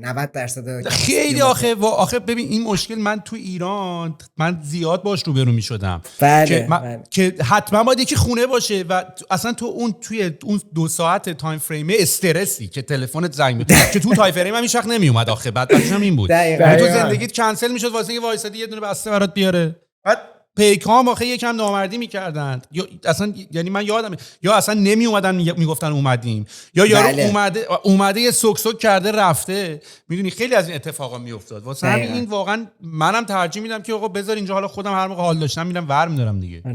حالا از اون ورم مثلا فرض کن بیزینس‌های لاجستیک و آپریشن بیسی مثل دیجیکالا، پست و غیره یه فشار اساسی دارن که این کاسته خیلی زیاده، این کاستی که داریم به پیک میدیم خیلی زیاده پر پارسل. یه راه حلی بدیم که این سولوشنی بدیم، این هزینه هم بتونیم یه ذره از این هم کمترش کنیم. یعنی همین الان خیلی کمه در واقع به نظر در ابعاد جهانی که بهش نگاه میکنی، ولی مارجینو خیلی داره میخوره. یعنی من یادمه دقیقاً اون زمان که صحبت میشد این بود که آقا آپریشن که میاد سود دیجیکالا رو میخوره، سود پستو که اصلا پست که سالهاست منفی، اصلا بحثی راجع به حقوق آدما، حقوق آدما کم نیست، یعنی حقوق آدما رو نمیتونه کاور کنه. دقیقاً این اپریشن و این نیروی پیک و هزینه‌ها اینجا که میاد کلا داریم سود هضم می‌کنیم. یه کاری کنیم که این سوده رو بتونیم جنریت کنیم از اینجا، این پورشنی بریزیم این ور، همون 10%، 15%، 30% بتونه یه کاری بکنه. ما همینجور رک می‌ذاشتیم و هی پر می‌شد، هی نقاط پر می‌شدن. رک که میگم فاز سرور فارم میگیرم، خیلی شبیهشه دقیقاً رکه. ببین هر چند تا رک میشه یه نقطه، یه استیشن، یه گنجه ما بهش میگیم، مثلا گنجه فلانجا. الان همون گلستان که دیدی 6 تا ستونه، 6 تا رک ما بهش میگیم رک، چون که این ادبیات تولید کنندمون بود که ما به ما گفت رک، ما هم از اون بعد رک گفتیمش. بعد وقتی که رسیدیم دیگه به شهریور 401 و اتفاق سال 401 افتاد، ما یه سری آدم 25 ساله بودیم که نمیدونستیم وقتی یه شرایط این چنینی در کشور به وجود میاد و تو یه استارتاپ داری چجوری باید رفتار بکنی. یعنی تو نسبت خودت شخصا چجوری باید رفتار کنی، اولویتت الان چیه؟ اولویتت اینه که بیزینسمو ببرم جلو، یا اولویتم اینه که آقا با اجتماع جلو برم، نگاه دغدغه‌های همیشگیمو اجرا کنم. و اینجا شد که ما هممون داون شدیم، کل 4 نفرمون افتضاح شد شرایط حالیمون، و در عین حال ما رانات آف مانی هم شده بودیم، پولمون تموم شده بود. من یه پرانتز باز بکنم، همین که شما هم داشتی اونو یاد می‌گرفتین، حالا داری میگی منم وسط پادکست گفتم میخوام بیام تگ حرف بزنم، حالا این وسط من باید چی بگم تو این جمع مردم؟ انتظار چرا حرفی نمیزنی؟ چرا اینجوری داری؟ تو یه بازی دیگه می‌خواستم برم، این بازی من نه دیگه. تو خودت در شرایطی قرار دادی که باید اینجوری که میفهممتون. آره ما وسط ما شرکت، ببخشید پرهام، ما شرکت نزدیک میدون انقلاب، یعنی روز که میومدیم شرکت، حال همه بچه‌ها بد، هم از تصاویری که دیده بودن، هم از اتفاقاتی که داره بالاخره احساسات آدم برانگیخته میشه. ما قشنگ یادم ما سشن صحبت کردن داشتیم، آقا بچه‌ها کارو ول کنین، بیایم بشینیم حرف بزنیم با هم دیگه. حداقلش اینه که میدونیم ماها کنار هم هستیم و بچه‌ها دورکاری نمی‌کردن تو اون دوران سهیل. یعنی بچه‌های شرکت ما همه می اومدن شرکت، میگفتن آقا ما خونه میمونیم داریم دیوونه میشیم، میایم شرکت کنار هم، اصلا بگو یه ساعت کار کنیم، حداقلش اینکه 7 ساعت کنار هم رو تجربه داریم میکنیم، خودش داره باعث میشه من بتونم ادامه بدم به این مسیر. آره. و کاری نمیتونستیم بکنیم، ما اپریشنی هم نداشتیم، تیم اپریشن هم نساخته بودیم درست حسابی، شرایطمون به فنا بود واقعا، کلمه درستش فنا هم. این از این ور، یعنی از یه طرف که آقا همینجوری داشتیم سرویس نمیدادیم، به فنا داشتیم میرفتیم، همون مشتری ارلی اداپتورا هم که گرفته بودیم داشتن اینجوری مثلا سرویس خوب بهشون نمیدادیم، از طرف دیگه حال خودمون بعد از طرف بعد اصلا ما بلد نیستیم منابع انسانی چجوری باید نیروهامون رو الان کنترل کنیم. من خودمو نمیتونم درایو کنم، چجوری میخوام آدمایی که الان دارن تو شرکت کار میکنن حالشون رو خوب کنم. عملاً خیلی شرایط افتضاحی بود و در کنار همه اینا ما فاندمون هم تموم شده بود. چرا؟ چون قرار بود تا تیر ماه 401 دووم بیاره، ما تا آبان ماه کشوندیمش، تا آبان ماه پولمون رو کشوندیم. و آقا من یه پنجره بکنم، من اینو بگم، ببین هرم کاظمی از دستش عرق کف دستش میچکه، پول نمیچکه سهیل. خب برای همین مدیر مالی شرکت، یعنی هم دیگه به فامیلی هر صدا میکنین فاز چیزه، دور راهنمات منم همینم کاظمی. ببین آفرین، این کاظمی یعنی باور کن اینجوری دستش نگه میده، عرق کف دستش میچکه، این پول نمیچکه. یعنی ما قرار بود تا تیر ماه تموم کرده باشیم همه پولمون رو، تا آخر آبان کشید بازی رو، یعنی ما همینجوری هی پول داشتیم، آره مثلا حقوق بچه‌ها رو بدیم فلان کنیم. خیلی خیلی حالا من به پرهام این شوخیشه، ولی تیم خیلی تیمی بود که بخواد آقا هی هزینه‌ها رو کم کن، هی حقوقا رو کم کن. ما از حقوق ما به خود مثلا حقوقی نمیدادیم، خیلی عدد مسخره بازی فقط برای اینکه بتونی گذران کنی. به بچه‌ها میدادیم چرا چون اونو نیاز داشتن. اگه ما به اونو نمیدیم که نمیتونستن وایسن پا کار کنن. و سعی می‌کردیم یه جوری خودمون رو بکشیم جلو هی تو این بازیه. و اون زمانی بود من یه چیز دیگه هم بهش اضافه کنم، یاد گفتم سی تی امون سی آر اممون بود. و ما سی تی امون دقیقاً شهریور ماه اوایل شهریور اومد گفت آقا من دیگه نمیخوام سی آر ام بشم، انداخت زمین. من شدم مسئول اون کسی که بعد بره تیم عملیات رو به وجود بیاره در یک شرکت. حالا اون موقع 20 نفر بودیم 25 نفر هر چقدر.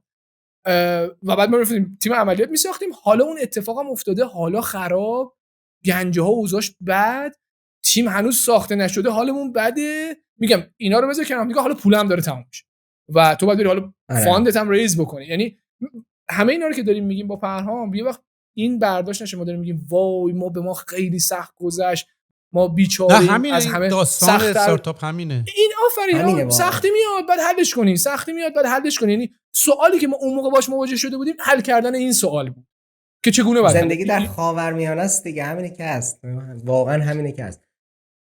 بچه ولی من این سوالایی که میخوام یکم ادرسم بکنیم و حتما ازتون دایرکت بپرسم. این داستان پس من بخوام یه خلاصه سازی بکنم اینطوری بود که شما شروع کردین ایده رو بردین پیش دیجیکالا نکست اومد روتون اینوست کرد، بعد شروع کردین و اکسپرس اومد اینا رو اومدین ساختینش. البته به درد غذا که احتمالاً نمیخوره برای فود دلیوری ها. لاکر رو باید تمپریچر دریون کنی که بشه غذا در آینده اصلا. اینم بشه. این اول نکته جالبیه میشه از صحبت کرد، چون اون دلیوری ها که تعدادش بیشتر از دلیوری احتمالاً بله. پروداکت. ولی بیاین راجع به ریال استیت و راجع به گرفتن اون فضا یکم هم صحبت کنیم. یعنی رفتین شما با گلستان صحبت کردین گفتین بغل پله رو بده به من، بعد چقدر اون ازتون میگیره، بعد دوره مارجتون رو کم میکنه که گلستان 25 میلیون تومان در ماه میگرفت اونجا رو، اون نقطه‌ای که یه تیکه خالی. ولی فود ترافیک داره بهت میده دیگه، داره ترافیک. یعنی آرگومنتش فکر نکنم جا باشه، آرگومنتش فود ترافیکه. ولی ما بعد از یه سال یه نگوشیشنی با همون گلستان ران کردیم و اون نقطه رو فری کردیم. یعنی ما رفتیم روی ولیوهای جدید نشستیم. حالا تبلیغ نکنی روش میزنین. بله تبلیغ میزنیم. بله گلستان یعنی ریال استیت دادیم به گلستان، گفتیم تبلیغ بزن اما پول نگیر. به گلستان گفتیم که پروموشن روی وب اپ گنجه بهت میدیم، ایونت برات برگزار میکنیم، ولی فیس گنجه برای خود گنجه است. گنجه فیسشو میفروشه. این رونیو لاین کناری که باعث شده گنجه فاینانشالی خوب بره جلو، فیس تبلیغاتی روشه و اون ای آری که الان داریم بهش اضافه میکنیم که آقا الان فیس ها رو میتونی، بیلبورد ها رو میتونی کامیونیکیتیو کنی با آدم ها، واقعا دیگه از جنس یه فیزیکال ادورتایزمنت در بیان. این براتون رونیو مدل حساب میشه یا فقط صرف این که بتونین هزینه ندین و برید اون؟ نه رونیو مدله. ما الان میفروشیم مثلا، یعنی نه تنها پول جان میدین که پولم بله. ببین 3 تا استیج در حالت کلی 3 تا استیج داره بیزینس. اینو ما بعداً فهمیدیم. اینو که مثلا میگم ما یه سال پیش خودمون فهمیدیم. با بنده خدا داشتیم صحبت می‌کردیم، اون ما خیلی جلوتر بود خارج از ایران تو کانادا. از این پست گفت شما استیج چندین؟ گفتیم استیج چندین یعنی چی؟ گفت الان دارین اجاره میدین یا فیرین یا دارین اجاره میگیرین؟ گفتیم که ما تازه اجاره داریم نمیدیم، تازه داریم میشیم فری، پس یه استیج سومی هم هست میتونیم پول بگیریم برای بابت اینکه میریم گنجه رو بزنیم. ببین این منباب مثال میدونی دقیقاً چیه؟ یعنی بخوام خیلی سادهش بکنم اینه که یعنی وقتی تو این بازی استارتاپ و لایف استایل اینو یاد میگیری اینا میفهمی که چرا پولدارتر میشه و چرا بی پولتر میشی. تو اصلا پولدار میشی دیگه پول نمیدی، اصلا دیگه پول چیزی که یکی که پولدار نیست باید پولشو بده. کاملا درسته. آره این اتفاقی که توی بیزینس مدل ما فهمیدیم که از مرسول سال اولی که گنجه رو استارت کردیم از مرسول پول در نمیاریم. ما سال اول داشتیم مثلا پارسلی 3000 تومان میگرفتیم. چی میشه؟ چند میلیون پارسل باید تو دلیور کنی که عدد تازه به میلیارد برسه درآمدت؟ خب خیلی عدد بزرگی بود و ما فهمیدیم که اینجوری کار نمیکنه و واسه همین کلا مسیر رو عوض کردیم. فیس تبلیغاتی رو آوردیم، با دیجیکالا کار کردیم، به دیجیکالا فروختیم، به سایر برندها فروختیم، به ساپلایرامون فروختیم. یعنی گفتیم آقا مثلا ایکس تو که داری بسته میذاری داره همینجا دیجیکالا هم یوزرش میاد دیگه، پس تو بیا تبلیغ کن که یوزر دیجیکالا ببینه. و خب ما یه اینوستور باهوشی داشتیم، یعنی من فقط اینجا اسمارتنس دیجیکالا رو میگم که ما رو لیمیت نکرد روی این مسئله. یعنی با همه اون بدبختیایی که ما داشتیم طی می‌کردیم، این اینوستوره برای ما یه سری مرزها رو برداشت که ما تونستیم یه سری کارها رو انجام بدیم. حالا این فاصله هم ما باهاشون حفظ کردیم برای اینکه تو کار هم دیگه نریم، چون اینم دیده بودیم که بیزینس‌هایی که میرن ونچر میشن داخل یک بیزینس دیگه عملاً خیلی دیگه پتانسیل رشد نداره. اون فاصله‌مون هم حفظ کردیم. آره کانفلیکت آف اینترست پیدا می‌کنید دیگه، نمی‌تونید بری سر مشتری. ولی شما الان فقط کلاینتتون دیجیکالاس، کلاینت‌های دیگه هم دارین؟ همین الان که هستش پست داره دلیور میکنه تو گنجه، بانیمود داره دلیور میکنه تو گنجه، کالاتیک ان هزار تا از این، میگم ان هزار تا، ان تا از این چیزای فروشگاه کوچولو کوچولو هم، دارسو همراه، یونی بوک، فلان بیسا، این همشون روزی یه بسته، حتی خیلیشون فری ان، یعنی ما اصلا سرویس رو نمیفروشیم بهشون، میگیم شما فقط استفاده کن، یوزرت استفاده کنه، چون مثلا یه دونه مرسوله تو چه اثری برای من داره، صرفا باعث میشه که من فوت استپ گنجم بیشتر بشه، ادورتایزمنتمو بتونم برم گرونتر بفروشم. اگزییت دیجیکالا چطوری میشه اون وقت از گنجه؟ یعنی شما رو اگه بخوان بفروشن در آینده خودش باید بخره یا یک دیوات اون رنگ باید بخره؟ باریکلا، بله همینه، یک بیزینس لاجستیکی دیگه ای که براش میک سنس میکنه این تو ولیو چینش باشه. ولی مثلا دیجیکالا نمیکنه این کارو. آره دقیقاً. خب اگزییت هم نمیتونیم، نه خب سودش میبره دیگه. آره الان خیلی کار خفنی ما انجام بدیم که حالا مثلا داریم تارگت میکنیم لوجستیک. چند تا اپراتور پستی مجوز گرفتن طی سال گذشته تو ایران که تازه یه ذره دولت در این قضیه رو باز کرد که مجوز پستی بده. 2 تا اپراتور گرفتن، یکیش برای گروه انتخاب، یکیش برای گروه گلرنگه که حالا اون گروه گلرنگ گویا جدیدن بسته چیتا پست. نمیدونم الان رقیب ندارین ولی شما گنجه رقیب دارد؟ چرا؟ جابار رو داره، شرکت تیپاکس در واقع هلدینگ فاخر یک شرکتی داره به نام جابار که اونا توی زنجیره ارزش خودشونن. آره ما مثلا کاری که میتونیم بکنیم اینه که همین چنل لوجستیک هایی که بهتون گفتم بیان مثل کاری که برای مثلا خدمت عرض کنم توی این پست افتاده یا توی مثلا چین روی هایو باکس افتاده که مثلا الان 500,000 تا پوینت داره، شرکت لوجستیکی میان کانتریبیوت میکنن، صاحب سهام این شرکت میشن. آره یعنی میان آقا منم میخوام ترافیکمو بندازم، منم میخوام سهامدار بشم، منم اینقدر پول میارم، منم اینقدر اسست میارم، فقط واسه اینکه نتورک رو بزرگ و بزرگترش بکنیم. اینجاست من سال 401 رو بگم، اونجایی که ما باید جذب سرمایه می‌کردیم، راند دوممون با اجازهت. آره. قبل از اینکه فقط بگی بچا بیایم منیج بکنیم، 10 دقیقه فرصت داریم. اوکی. اینکه پادکست آن لیمیتد قرار باشه. اوکی.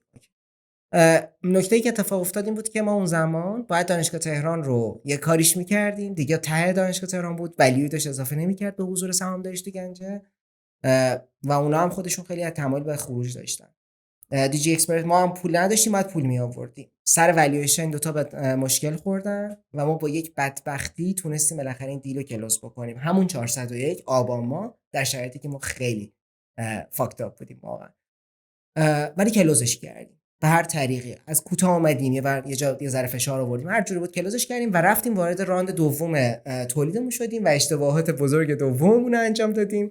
اون هم این بودش که قراردادمون رو با تولیدیمون خیلی درست نبستیم و یه تأخیر خیلی بزرگی انداخت، جوری که ما 401 که آذر ماه دیلو بستیم با تولیدیمون، ما تازه 402 اواسطش گنجه هامون رو تونستیم تحویل بگیریم، یعنی 9 ماه به ما تأخیر انداخت و این باز دوباره اشتباهی بود که بر ما انجام داد. ولی ما بیزینس گنجدار رو اضافه کردیم. گنجدار چیه؟ گفتمت همون کار کامود گنجه رو میکنه ولی اینجا دیگه با آدم. اگه برگردیم به همون چند سال گذشته، به جای اینکه با کمد شروع کنیم، احتمالاً اول با این بیزینس شروع می‌کردیم.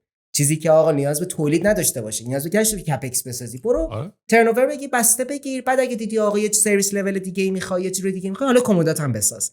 این چیزی بود که به ایران بیشتر می‌خورد دیگه، چون لیبر به قول تو خیلی ارزونه، واسه همین میتونستی با مارجینای کم آدما رو بیاری تو پلن نتورک خودت.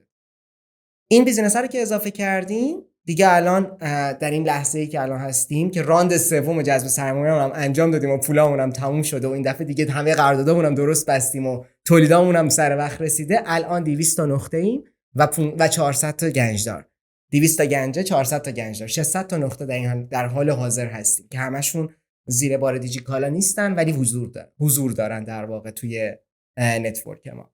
حالا من اینم اضافه کنم تو کل کشور، یعنی اون عملیاته و اون اتفاق الان دیگه فقط تو تهران نیست، تو کل کشور داره اتفاق میفته. روزانه مثلا 8-9 هزار مرسولی داره تو این نتورک جابجا میشه. بله. پست اضافه شده بهش، اتفاق خیلی خیلی بزرگ. که بتونیم یه خدمتی رو اصلا عجیب غریب بتونیم اسکیلش بکنیم تو این فضا. یه چیزی که پرهام اون وسط گفت، ما مثلا میگم حالا سویل این جزء اون تجربیاته، ما یه تعدیل داشتیم سال 402 ماشون از نزدیک 40 نفر شرکت رو بکنیم زیر 30 نفر، یعنی شرکت ماشون کامپکت کنیم و افیشنتش بکنیم همزمان. خب یه تعدیل اتفاق افتاد، برای اولین بار تجربه یه همچین تعدیلی رو داشتیم. نمیگم زیاده، بس سر زیاد اولین بار بود برای ما اتفاق داشت میافتاد این مسئله. و الان تونستیم یه دونه لاین اف بیزنس جدید به نام گنجدار بیاریم بالا. با خیلی داریم کار میکنیم، پیشخوان، نمیدونم فروشگاه‌های عادی. اگه کسی الان مثلا بیاد درخواست بده من میخوام گنجدار بشم، راحت میتونه تبدیل به گنجدار بشه، بیاد تو نتورک ما از پاخور این مشتری‌ها استفاده کنه. اگه کسی بخواد گنجه بذاره الان اینستنت میتونه درخواست بکنه گنجه بیاد بگذاریم براش. خیلی خیلی راحت شده، فرآیندها خیلی افیشنت شدن. و شما از این آمارا هم دارین، جدا از این که مثلا میگه مثلا اگه یه مالی، یه سوپرمارکتی که فضا داره اینا بگی من به واسطه این آدمو دارم میارم، احتمالاً تو میتونی بعداً آپسل بکنی، یعنی تو رونیو تو میبره بالاتر. بله اصلا دیل ما بعضی از این فروشگاه زنجیری همین جوریه. فروشگاه زنجیری رفتیم گنجمون رو گذاشتیم، گفته من اینو بده. آره احسن، دقیقاً. یا ریتنشن مثلا 40 تا 50% آب معدنی، خیار، یعنی بیسار داره. پیچتون آپسلینگ میشه یه جورایی دیگه. میگه آقا ما برات آپسل آره. تو آپسل نمی‌کنی، برات آپسل میارم. ببین اسکیل بعدیش میدونید مثلا من اخیراً داشتم مقاله می‌خونم، میگن آقا این نقاط میشن محل تجمیع آینده انسان‌ها. یعنی تو میری به این، قبلا مثلا این بوده که بریم سینما، قبلا این بوده که بریم نمیدونم مرکز تجاری. یکی از ترندهایی که الان دیده میشه اینه که اوکی من در حد 2 دقیقه در این نقطه به خصوص کار دارم، به صورت یه روز در میون، 3 روز در میون، پس یه نقطه‌ای که من میام بازدیدش میکنم، حالا اونجا تو کلی کار میتونی انجام بدی. این اون جنس آینده هست. میگم یکی از آینده هاستا، نمیگم الزاما این شکلی میشه. و آخه مثلا من لاست مایل دلیوری مثلا یه چیزایی رو دیدم، حالا نمیدونم مال کدوم شرکت بود، احتمالی که زیاد مال تستای آمازون باشه هم هست.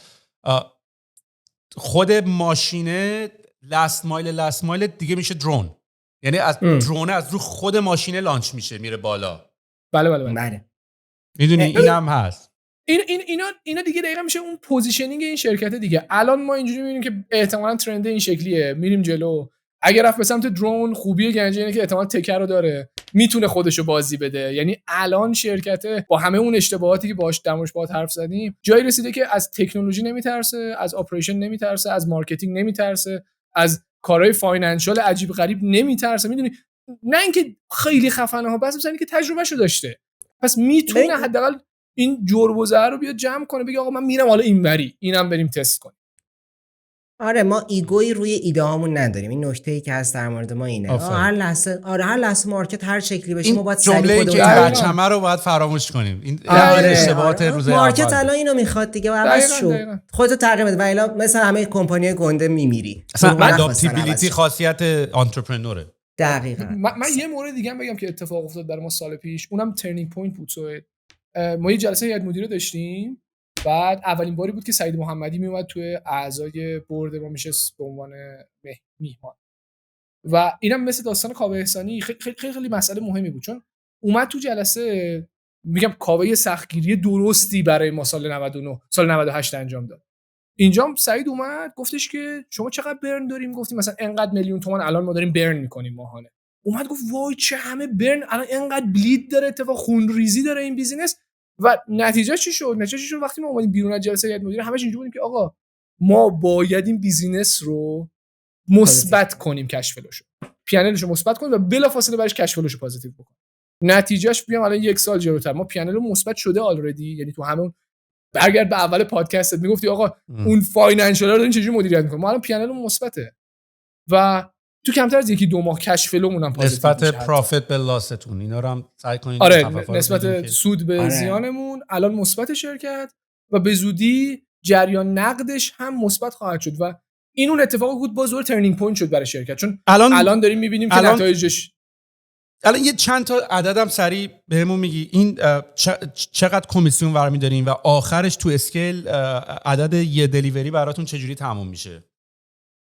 ما تقریبا 30% هزینه دلیوری رو ما داریم برمی‌داریم. این یه عدده و این عدد برای ما نزدیک 60% پروفیت داره.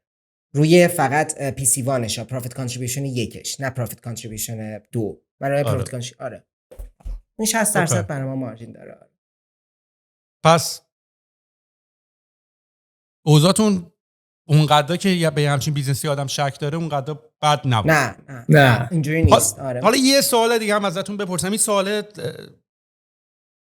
سوال فلسفی طوره بیشتر، حالا به معنای این که چون یه بازی گفتی که داشتین فکر می‌کردین که اصلا برید از ایران، داشتین که تافلاتون رو خوندین و اینا، بماند که تجربه‌ای که براتون به وجود اومده تجربه بسیار بسیار ارزشمندیه، قابل تقدیر، برم گردین عقب دوباره انتخابش میکنین. مثلا این سوالی بود که من برگردی که آقا از ایران موندن ریحون زدن راضی، مثلا اینجوریام که آقا من اصلا پادکست رو دارم به خاطر اینکه ریحون داشت. ولی خب برگردین عقب این کارو میکنین و میمونین با توجه به پتانسیلی که تو خودتون دیدین. اگه میتونستین برین تو سیلیکون ولی یه کاری بکنین، حالا الان هم میتونیم بکنین، دیر نشده، ولی داریم ایده باونس میکنیم به اصطلاح. این سوالا رو ما خیلی بهش فکر کردیم و من و احمد زیاد روش دیالوگ کردیم. خب یعنی مثلا من خیلی میام اینجوری کوئسچنش میکنم که آقا لزوما این درست نیست، لزوما این که آقا بگیم همین مسیر رو رفتیم بهترین مسیر و دوباره انتخابش میکنیم نیست، میدونی اصلا شاید بشه فکر کردن دیگه فایده نداره. آره ما یه دوستی داریم که آدم اینجا یه شرکت بزرگی رو لانچ کرده و اینا، الان رفته آمریکا. بعد ازش میپرسم میگه اینجا دیگه تریداف کارآفرینی نمیارزه به کارمندی انقدر خوب پول میدن که دیگه من برام خیلی ارزشمند نیست برام بیزینس راه بندازم. تو ایران برعکسه یکم. نه تو ایران سختای خاص خوش داره البته. ببین تو توی یه سری بایاسای لوکالت گیر میکنی و توی یه سری سوالها که میخوای اون لحظه حلشون کنی و اگه حلشون نکنی باهات میمونن. برای ما هم سواله اون لحظه این بود که آقا ما میتونیم یه بیزینس واقعا با هم راه بندازیم، ما میتونیم یه کاری رو کنیم که آقا معنی دار بشه تو این ابعاد. الان یه بخشیشو اچیو کردیم. خب یه معنی داشته. من میتونم که شاید اگر همین کار رو یه جای دیگه میکردیم شاید ریوارد خیلی بزرگتری به دست میاریم. اصلا بحثی توش نیست. من نمیخوام بگم آقا انتخاب ما درست بوده. آره. ممکنه عددت فرق میکرد ولی چیزای دیگه به دست آره. الان سوالای احتمالاً مسخره‌تر ولی سخت‌تری رو حل کردیم. یعنی سوال این که آقا اینترنت نداشته باشی کار کنه گنجت واقعا سوال مسخره‌ایه ولی سوال سختیه، میدونی؟ و خب از ما یه سری آدمای احتمالاً شب کولبر ساخته که مثلا 200 کیلو حمل کنه با خودش، ولی خب تهش مثلا 10 میلیون میدن دم دستش، میگه برو پی کارت خوشحال باش. الان ما از همین جنس آدماییم. شاید اگر لوکیشنمون رو عوض کنیم بتونیم حتی ولیوهای بزرگتری خلق بکنیم. الان اینجایی همین. آره. پرهام و احمد واقعا گفتگو باهاتون خیلی لذت بخش بود. خیلی ازتون یاد گرفتم. واقعا دمتون گرم که با این سن پایین اینقدر آرتیکولیت و اینقدر دقیق و اینقدر محاسبه گر نشستین این کارا رو کردین. من مطمئنم که ما میتونیم 1-2 ساعت دیگه همچنان ادامه بدیم، چون من اصلا نرسیدم، انقدر سوال من داشتم دیگه نرسیدم. ماشاءالله شما جزو درصد کسایی بودین که من بیشتر واقعا نقش مجریگری رو این بار واقعا من داشتم ایفا میکردم و خودم یه مهمان نبودم. دم شما گرم. مرسی که این فرصت رو ما دادین. نه دمتون گرم، ولی حتما پاشین دوباره بیاین با هم بشینیم یه گپ بزنیم که دیگه مطمئن شیم که افرادی هم که دیگه دارن گوش میکنن دیگه بیشتر از 2 ساعت بتونن یه ریفرش بشن، دوباره یه پادکست دیگه به زودی با هم دیگه بذاریم. چشم بابا دمتون گرم، باعث افتخار ماست. دم شما گرم بچه‌ها، خیلی حال داد. مرسی. دم شما گرم. مرسی. متشکرم. فعلا خداحافظ.